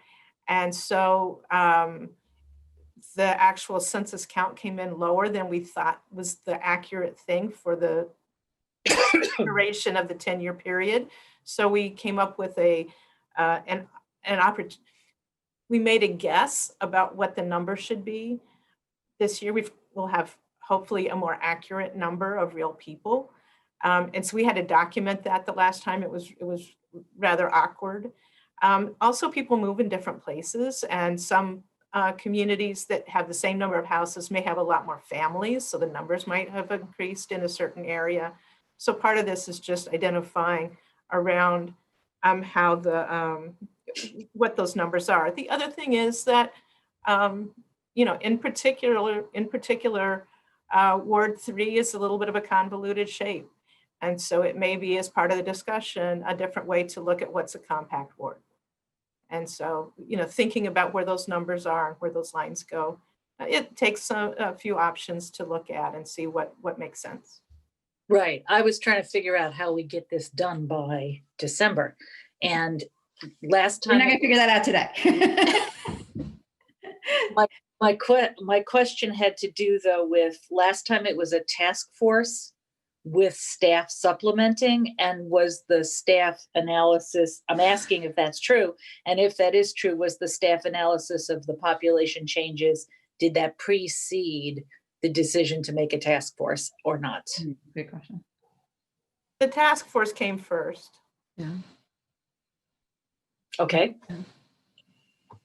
To me, it seems like the data analysis might come first, but that's just me. Mm-hmm. I think I am suggesting, if I may be so bold, as to say that I advise against forming a task force.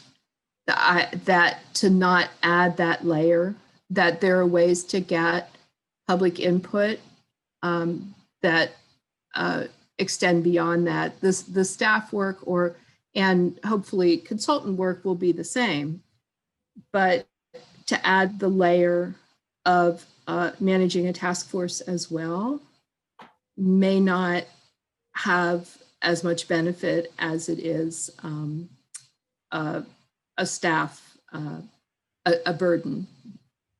Not to say that residents are a burden. There are other ways to get that feedback from the community. Take that energy that you would Yeah. have. Take that energy you spent 10 years ago on managing a task, recruiting, training, managing, supporting a task force, take that amount of energy and put it into getting public input in different ways. Without a doubt. Yes. Yes.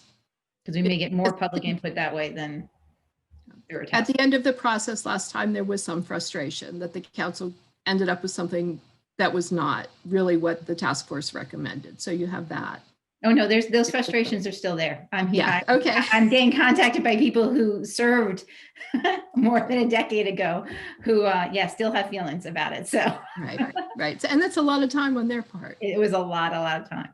Yeah. Councilwoman Searcy. Hi, yeah, I think that Councilmember Dhavala kind of asked my question. I think I lean a little bit more towards, having a consultant. My understanding is that often, depending on, who we work with, they may actually get early access or have access to some degree to more granular census level data, which might mean that they're able to run some of the analysis to provide not just two options, but more options to us. And they may be in a better position to also look at things such as racial composition, race equity, and how all of that stuff overlaps.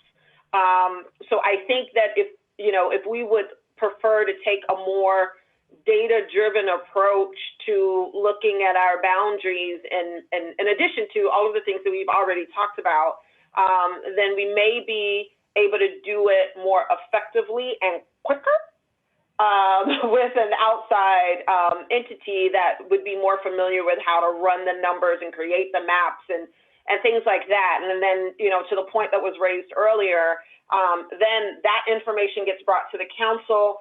there are some options that go out for public comment, and everyone gets to have their say, and then that helps inform the final selection. So I err more on the side of, you know, if it's cost permitted, it might make sense for us to think through how we may be able to leverage an outside source that's more familiar with kind of crunching the numbers and doing the maps and things that could really help inform our ward lines, so to speak.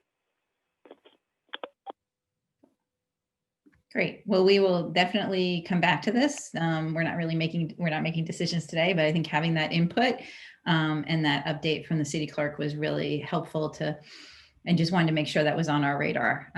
The last thing we have under here before I turn it over to the city manager just to review major projects is, and this was, I just added it because Councilman Dabala reminded me that earlier in our conversation that a large part of our work is also advocacy at the county and at the state level. And we do a great deal of this. You know, we have talked about, and I think more visible than our county work sometimes is our state work. And because we have our joint priorities meeting with our D20 team in December that we started a couple of years ago. And we talk about those bills weekly, starting in January through the whole session. But in addition to that, Councilwoman Dabala is exactly right that we are also paying close attention to what is going on at the county level, particularly with some bills regarding zoning, as well as now with COVID-19 relief.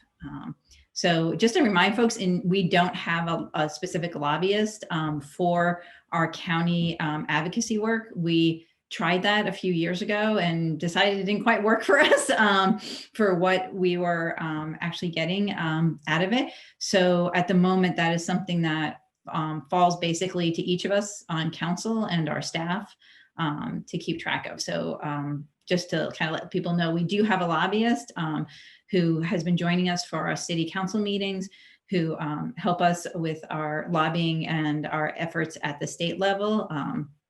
We just kind of wanted to make that clear to everyone moving forward. So I don't think there's much, I just wanted to add that to the list and get that out there because it is a huge part of our work through the year. And so now we're not that much behind. I'm gonna turn it over to the city manager to go through major projects.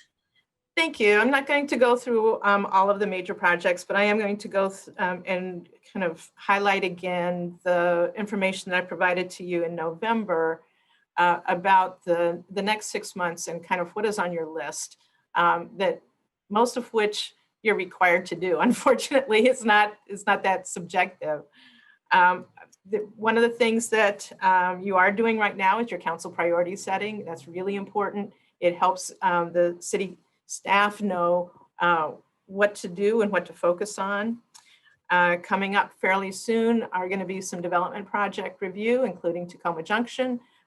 We know that could take a good amount of your time.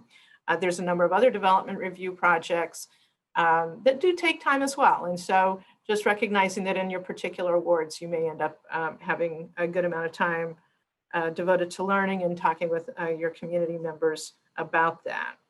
As the mayor mentioned, legislation, the legislative session in the state does take a lot of time, particularly at this beginning. And I know Councilmember Searcy, you've got a testimony coming up pretty soon, and we've got different bills that we're following. There's a good amount of work that goes into that. Coming up very shortly in February will be the discussion of the stormwater fee. And so in the newsletter coming out in February, and in letters going to people's homes, there will be information on the proposal for a tiered residential fee system for stormwater. So I know that will require a lot of communication between your constituents and yourself and with us. Then there'll be discussions before you at the council meetings. So I wanted to give you that heads up. We'll send some reminder points about it, but the letter also that's going out to the residents does describe what the system is and why we need to do this. As I mentioned the other night, we may also need some scholarship funds for those who are in a difficult situation because of COVID at this time. At this time also, it's not on your plate yet, other than the direction that you're giving to us through this council priority setting, but the staff is beginning the budget preparation. And so we're gearing up for that in every way. February 14th, the Valentine's Day, is when we get our constant yield numbers. That will give us a sense about kind of what might happen to the property tax rate, and the discussion that we will have with you about what property tax rate you will want to see. The priorities discussion so far today seem to have a whole lot of good ideas about spending money, and so there's a cost to that. I appreciate the strong interest in seeing what the county can pick up in these other different ways of doing things, but I also do want to remind you that when we come before you with a budget, we have to pay for these things. And so that's a very difficult balancing act.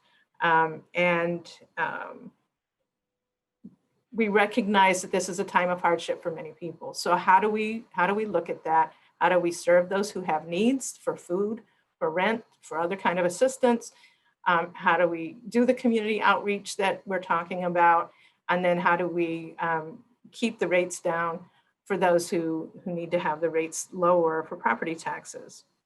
I also want to discuss just for a moment the fact that we're still in the pandemic. We have the impacts of the pandemic. We've had an insurrection. We have our police department dealing with this week about how to protect our community. So we've got these surprises that keep hitting. We could have a snowstorm. We could have other things. So we do need to recognize that we may not get every single thing done. So how do we go through and prioritize, recognizing that it's been a hard year and other surprises could happen? I really appreciate my staff because they're good at this. As you heard at the beginning of this today, we could pivot pretty quickly, but I just want us to all remind ourselves of our capacity, the council's capacity, staff capacity to do all these services. And we want to do them, just making sure that we balance ourselves and time ourselves as we go through this. I also want to go back to the point that the city manager search is a big component of your workload. If you don't have an ad going out pretty soon, you're not going to have a city manager applicants in a couple months, and you're not going to have somebody ready to go when I leave July 1. Whenever that person is on board, there's also a learning curve. So I just want you to remember that is going to make a difference in how effective that leadership component can be in moving their program forward. In March and April, the city staff will be wholly working on budget, and it comes to the council for consideration. A proposed budget comes to the council for consideration in early April. Again, you'll still be working on legislation, and again, the county legislation and the county budget is at the same time. And so there's aspects that could help us, but that we may want to weigh in on. The library bids process will probably be in right about in that time frame. The rec center report. So there'll be some very interesting things to look at and think about. And as you've just finished speaking about a little bit, you'll be working on the council committees and what kind of steps you want to take with that. In May, you approve the final budget. Hopefully in May and June, you'll be interviewing city manager applicants and appointing somebody and appointing council committee members for these various committees. You'll also be receiving the report of the Public Safety Task Force and trying to determine kind of next steps on that. And I think there will be some, if we're fortunate in getting the kinds of recommendations that seem to be talked about, how do we put some of these things into place for really advancing, particularly things that I'm particularly interested in hoping to see our approaches to dealing with mental health, which is a huge issue in this community. How to deal with appropriate attraction and retention of officers that we want to have. How do we make public safety something that's really part of every department, every aspect of our community. And so be interested to see what those things are, and they will make some changes, I'm sure, with the new city manager about what that means with some structures. So a lot to have on your plate just through June. I just wanted to try to make sure that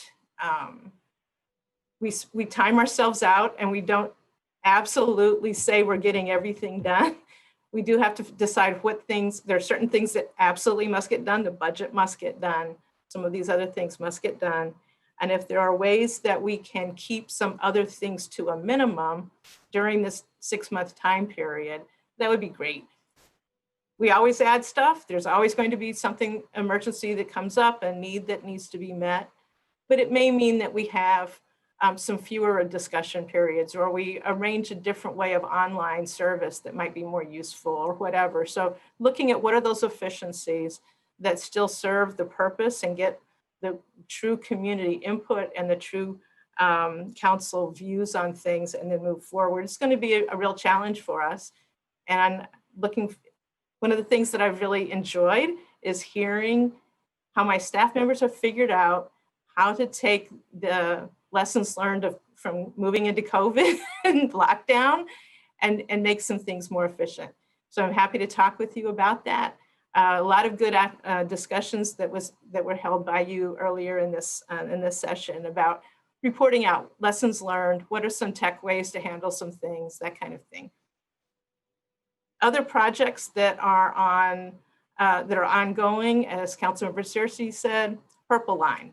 That's gearing back up. There's going to be aspects that we absolutely have to take some response to. When the mayor and Councilmember Dabala talked about county legislation, it's not only what we ask for. The county council's been fairly aggressive in coming up with a lot of new ideas. And we always have to assess those and see what's appropriate for Tacoma Park. So there will be a lot that comes from that side as well. And I'm truly hoping that there are not significant impacts from some of the violent extremism that's going on in the country. And that's something that over the next month or so can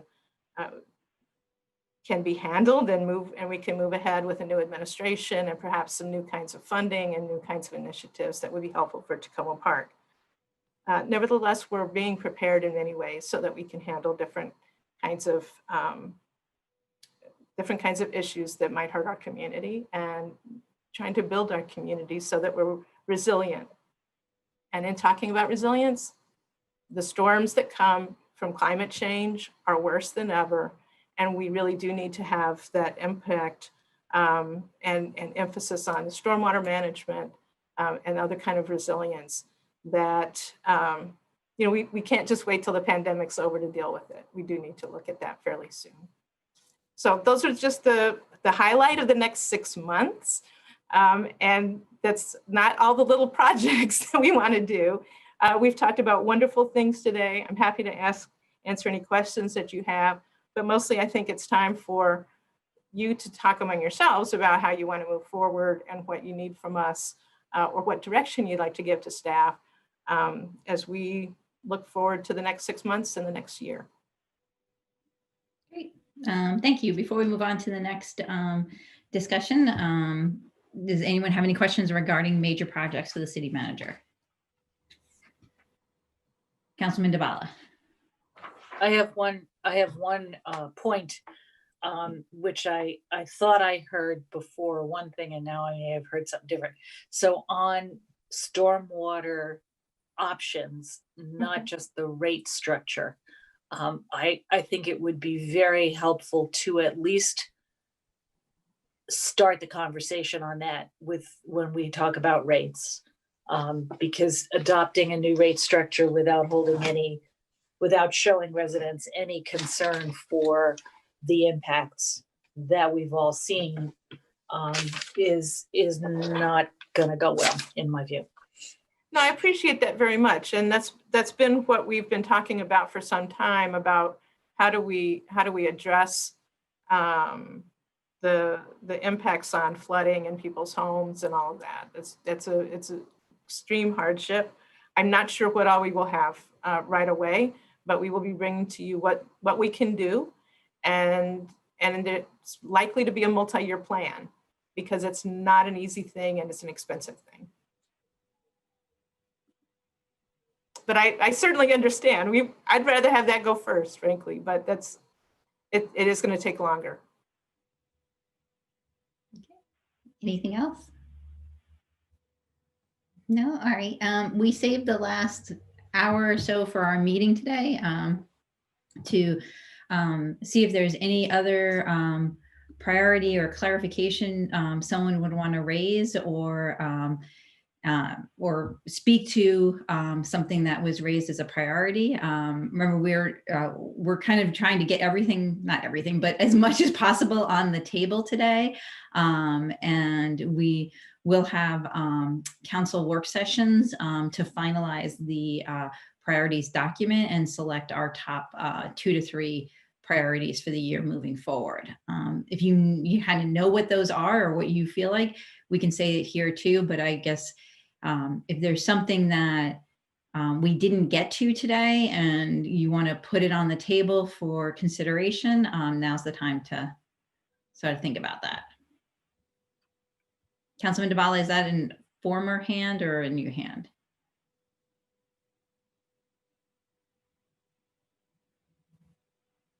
Councilmember Smith. So I just want to make sure that we have an opportunity to talk about expanding library services, and that will be one of our priorities. And, you know, for next winter, I would propose that we do like a festival of lights, something that we can bring the community together at the gazebo. We could run it for a few weeks. I think that would be a great way to build community during this very difficult time for all of us. And Councilmember Smith, I also had that you talked about the exploring the idea of the businesses, sort of a business association for Ward 5. That's correct, and autonomous trolley for the entire city. Cool. Great. Councilmember Kovar.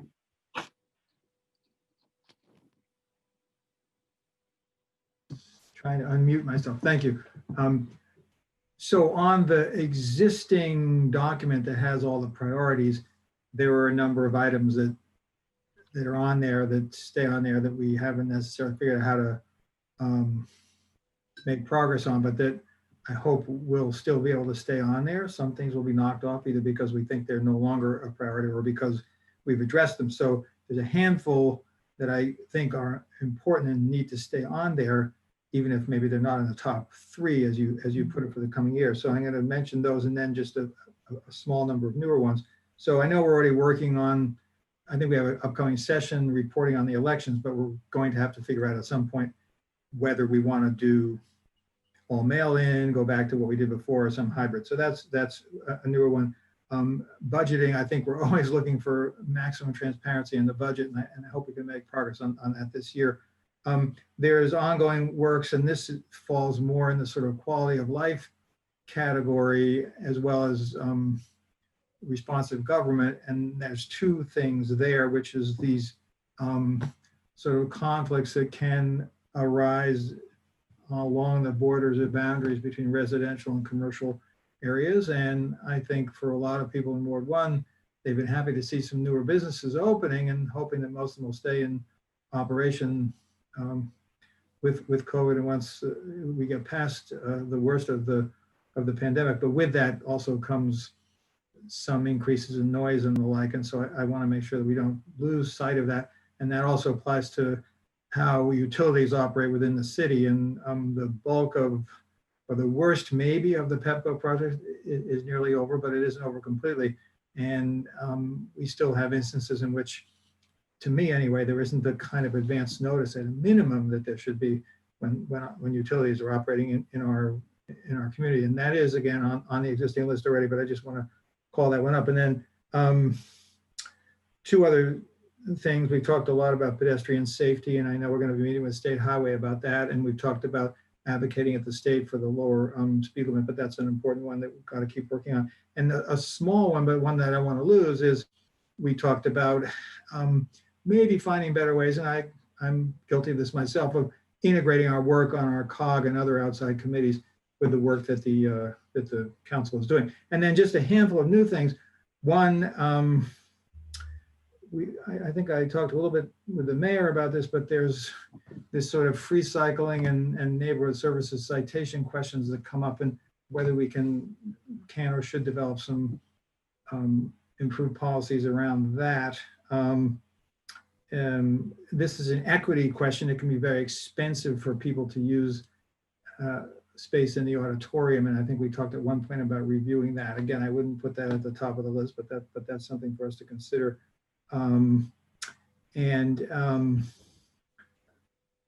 This is just a one-time thing, and I mentioned from my colleagues, are we going to go, do we think we're going to go forward with fireworks or not this coming year? There's pollution issues related to that, and there's also logistical questions, but I did hear from the people who are on the Independence Committee, and maybe Councilmember Siemens knows about this as well. A decision has to be made relatively soon if we think we're going to go forward with that. And I think there are strong arguments against it, but there may be arguments in favor of it. And as Councilmember Smith mentioned, people may be looking for celebrations. I don't think by July 4th we'd be ready to have a big outside gathering. So my guess is the answer is no, but we ought to make a conscious decision about that. And then I was hoping we'd send a letter to the county to clarify their posting of small cell towers on apartment buildings. Again, that's an equity question. And I have a few thoughts on review of some of our city programs that connect to tax duplication that I'll send around to my colleagues separately. But I think we've decided we're going to be looking at the police department through the task force. We voted in favor of the library project going forward.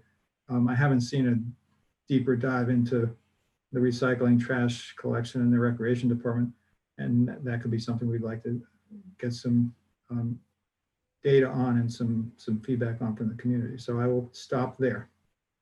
Sorry, Councilman Crowe, I didn't understand the last one. The recycling and in terms of tax duplication. In terms, okay, got it, I understand. That the county also does. Got it, I understand now, sorry. I thought it was. I was talking really fast, I'm sorry about that. No, it's okay. Great, and I think one of the things we can think about is like, what are things that are priorities, and then what are like other tasks or things. Like a letter on small cell tower to me is not, and I know our head of public works that sits on the tower commission has some ideas and been thinking about that as well. So we can work through that. Yeah, these were not, I didn't mean to imply that these are at the top or that these should require vast work sessions as much as just items that I think I didn't want to lose sight of. That's Thank you. Councilman DeBala. Sorry for being off mute there for a minute. I think my priority is to finish what we've started, because we've started a lot, and I just want to say that. Couple of things that came up that I didn't weigh in on at the time that they came up. A couple times community gardens was mentioned. That's something I'd be interested in working on. Fiscal, Councilmember Kovar mentioned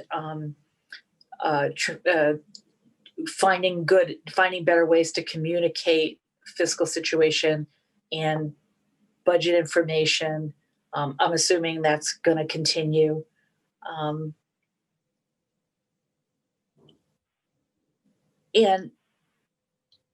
I'm not really interested in adding a whole lot of new stuff, as opposed to rethinking the ways that we laid out how we would do some of the things. When you read that priority strategy, some of the approaches are pretty stale.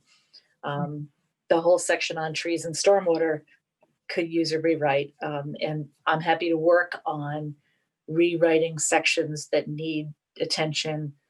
Ditto on the climate section, and I'm sure on some of the others. But I'd like to. We have this year. We have next year. I'd like to do what we said we were going to do. Thank you. Councilman Searcy?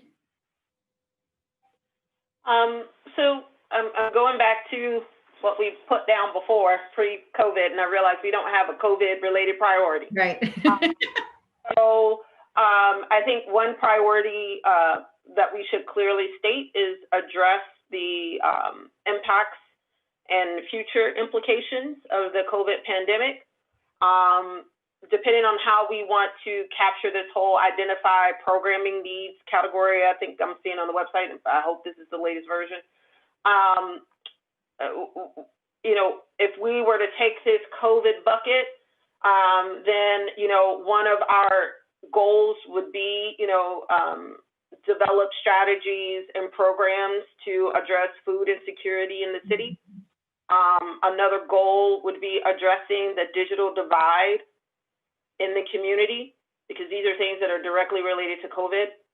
I think housing, we have a goal, or at least we had ensure stable housing options is one, and about ensuring that we have a range of safe and quality stable housing options that are available. I would say that we, to Councilmember Dabala's point, that needs to be updated. Because the first was finalize the plan. We've done that. I would actually prioritize addressing our pilot program process is something that we may be able to do.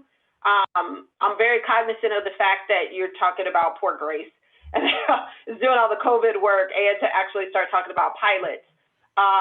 But I do think that we need to definitely think through some of the recommendations that were a part of the strategic plan related to housing, and whether or not there were any aspects of that that we want to address. Sorry, I'm looking at my cheat sheet. We had definitely improve, I think we should keep improve transportation and traffic safety. That's a priority for me. I think that if we can, and this is something that we'll definitely need to talk about when we're talking through the budget, because I know that we put a lot of sidewalk projects and things like that on hold. But if there are some ways that we could start thinking about now that, especially you have far more people that are walking outside because of the pandemic, you know, are there other things that we may want to consider in terms of prioritizing public space availability that's, you know, COVID safe, sidewalks, as well as traffic calming.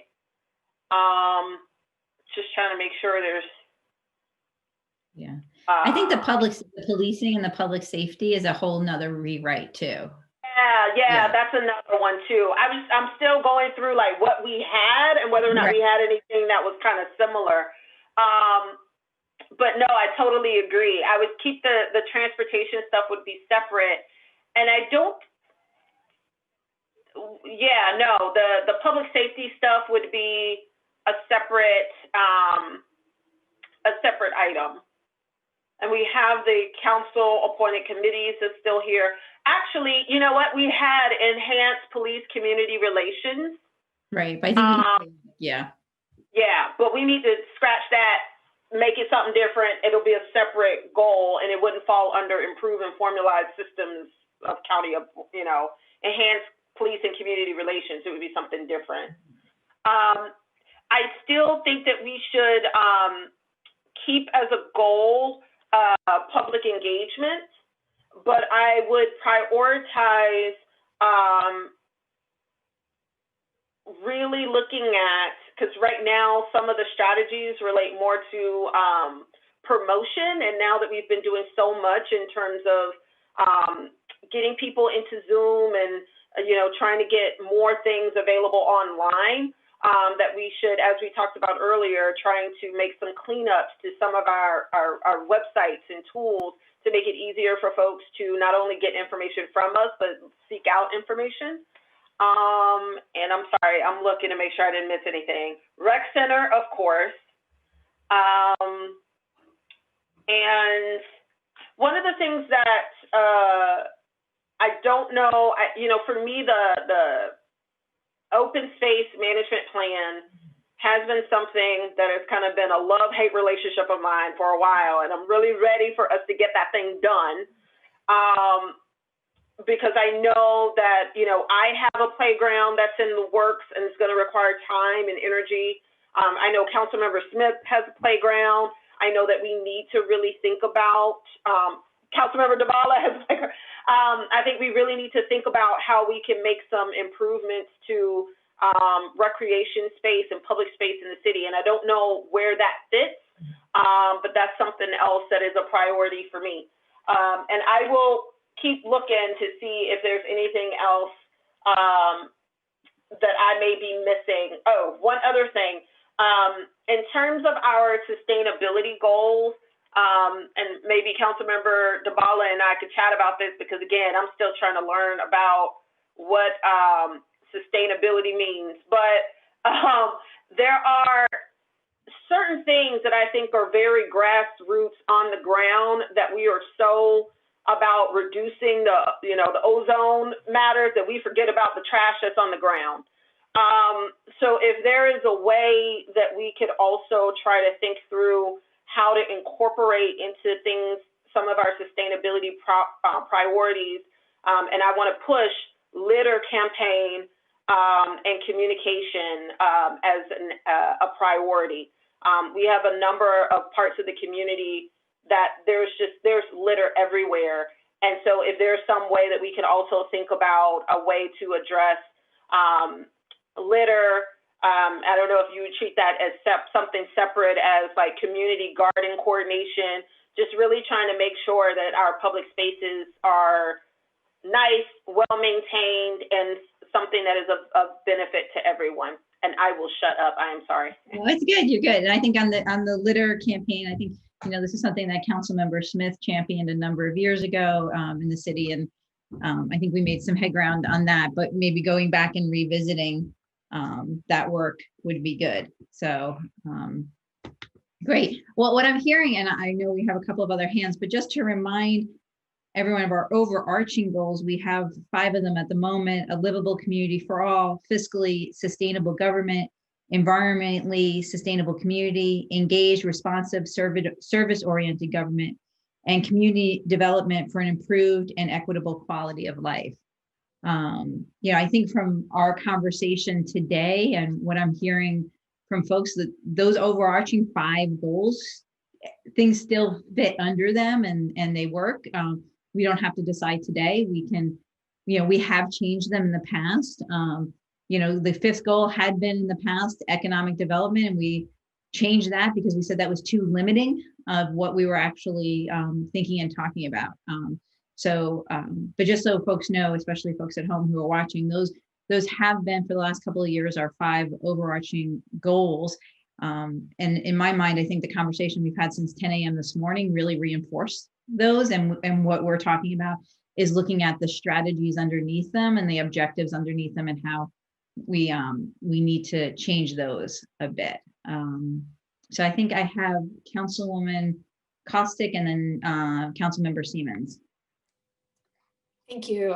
Just a couple of quick comments. I think from our discussion today, I think there's a really strong overarching kind of theme that the council had in terms of a couple of different things. And one of those was obviously COVID response. And I think that has to be a big part of our priority this year, both the short-term and the long-term impacts of COVID and the health and economic impacts.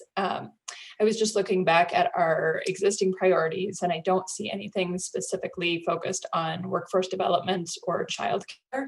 And I think both of those belong in there somewhere because those are top line priorities for us. We've also talked a lot about community engagement and racial equity and just how we interact with the community and how community members give feedback and drive the work that's done by the city. And I think that's in the in our priorities document from last year, but we should look at sort of how we define that and spell it out a little differently, because I think our focus on it is changing and how we envision doing it is changing a bit.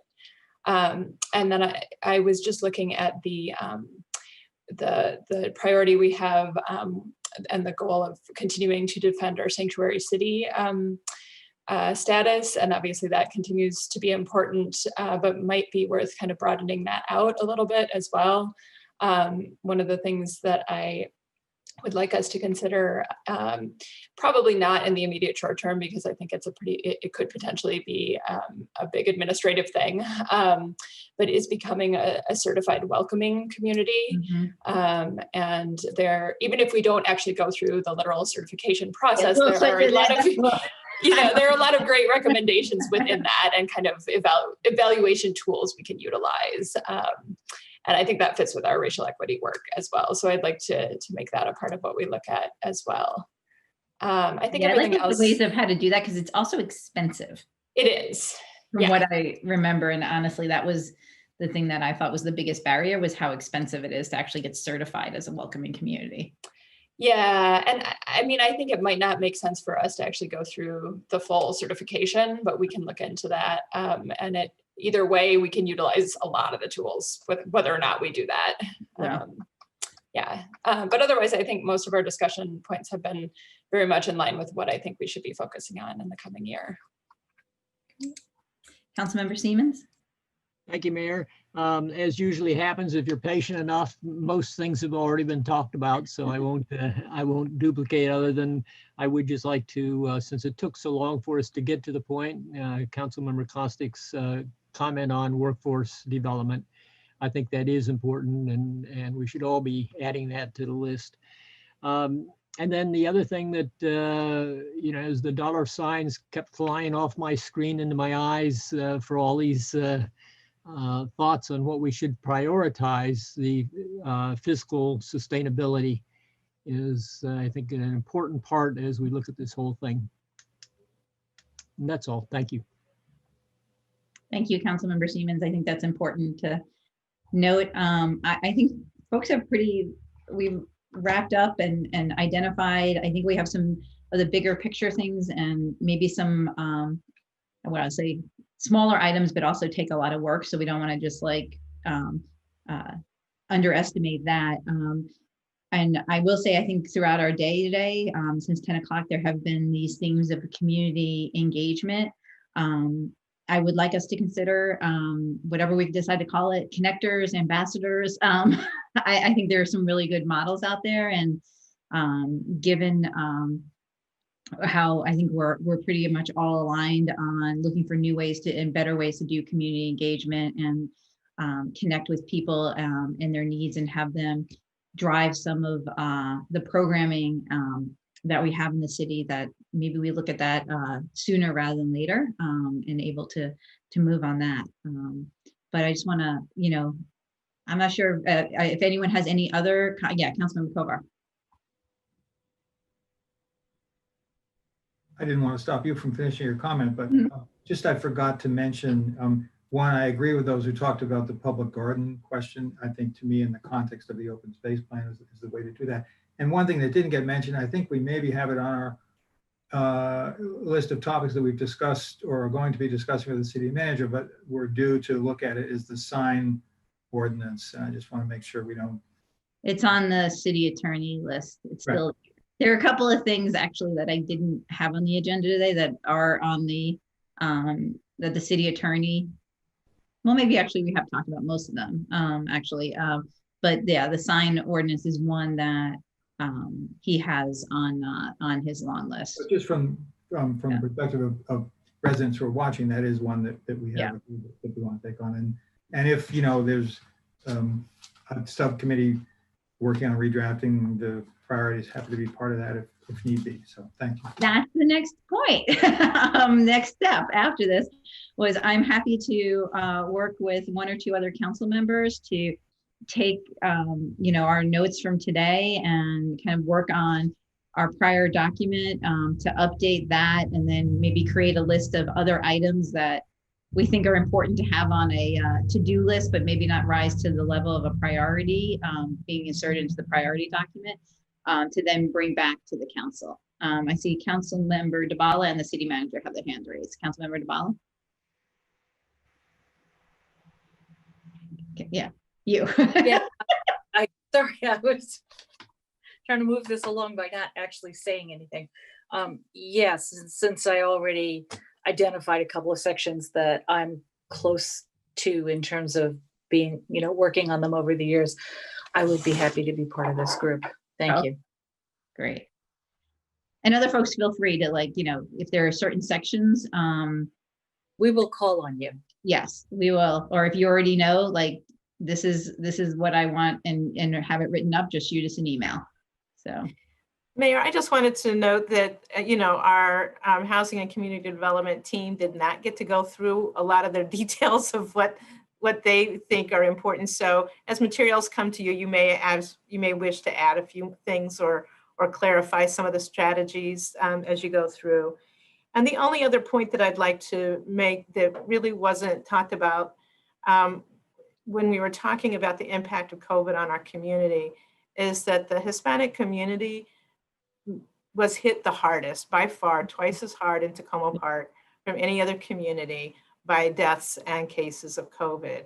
And, obviously the community connectors or some of these other outreach efforts that we do are important, but I did want to at least keep that at front of mind, that's a constituency that we really need to focus on in terms of helping now and probably for the future.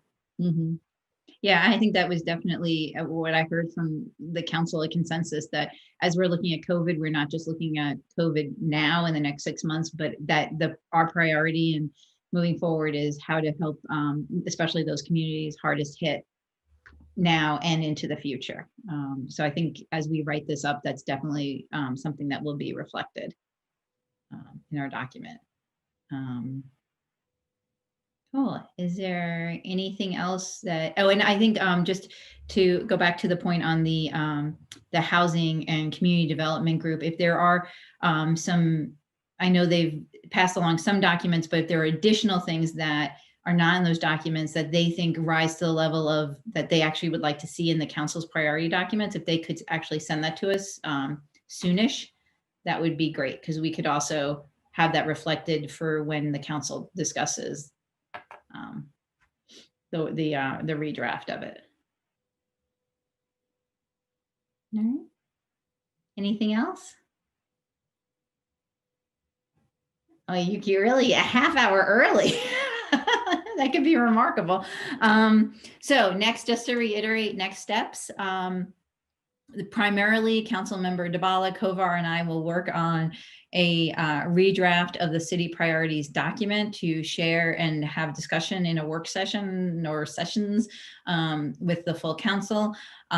If over the next week or so, it would be great if there are specific sections or specific language that you want to see in the document. If that could be sent to us, that would be great as we're working on it to help move us forward. But I will say that I'm just thank you. It's been it's rare that we get this opportunity to take a day and step back, think big picture about what's going on in the community and our priorities. And I just want to thank everyone for taking the time, and also for residents at home. Obviously, as always, when we have work sessions or we vote on our resolution to adopt this priority, there'll be many opportunities for the public to weigh in as well.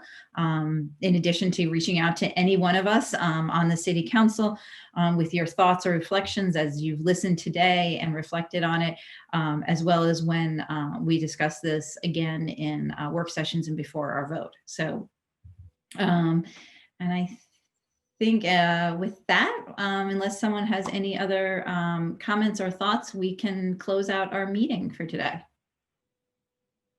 All right. I want to thank everyone. Please stay safe over the next week. Please, do what you can to honor Dr. King on Monday in a safe way in our community. And we look forward to seeing everyone on Thursday night. We are not meeting Wednesday night because of the inauguration. We will be meeting on Thursday at 7:30 for our regular meeting. So with that, thank you. And I want to thank the city staff and particularly City TV because I bet they didn't get any break at all from 10 o'clock this morning. So thank you very much for them. And I'm sure they're very hungry. And thank you for Jessica.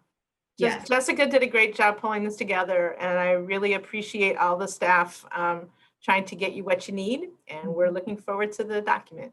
Great. Thank you so much. Thank you. Have a good afternoon.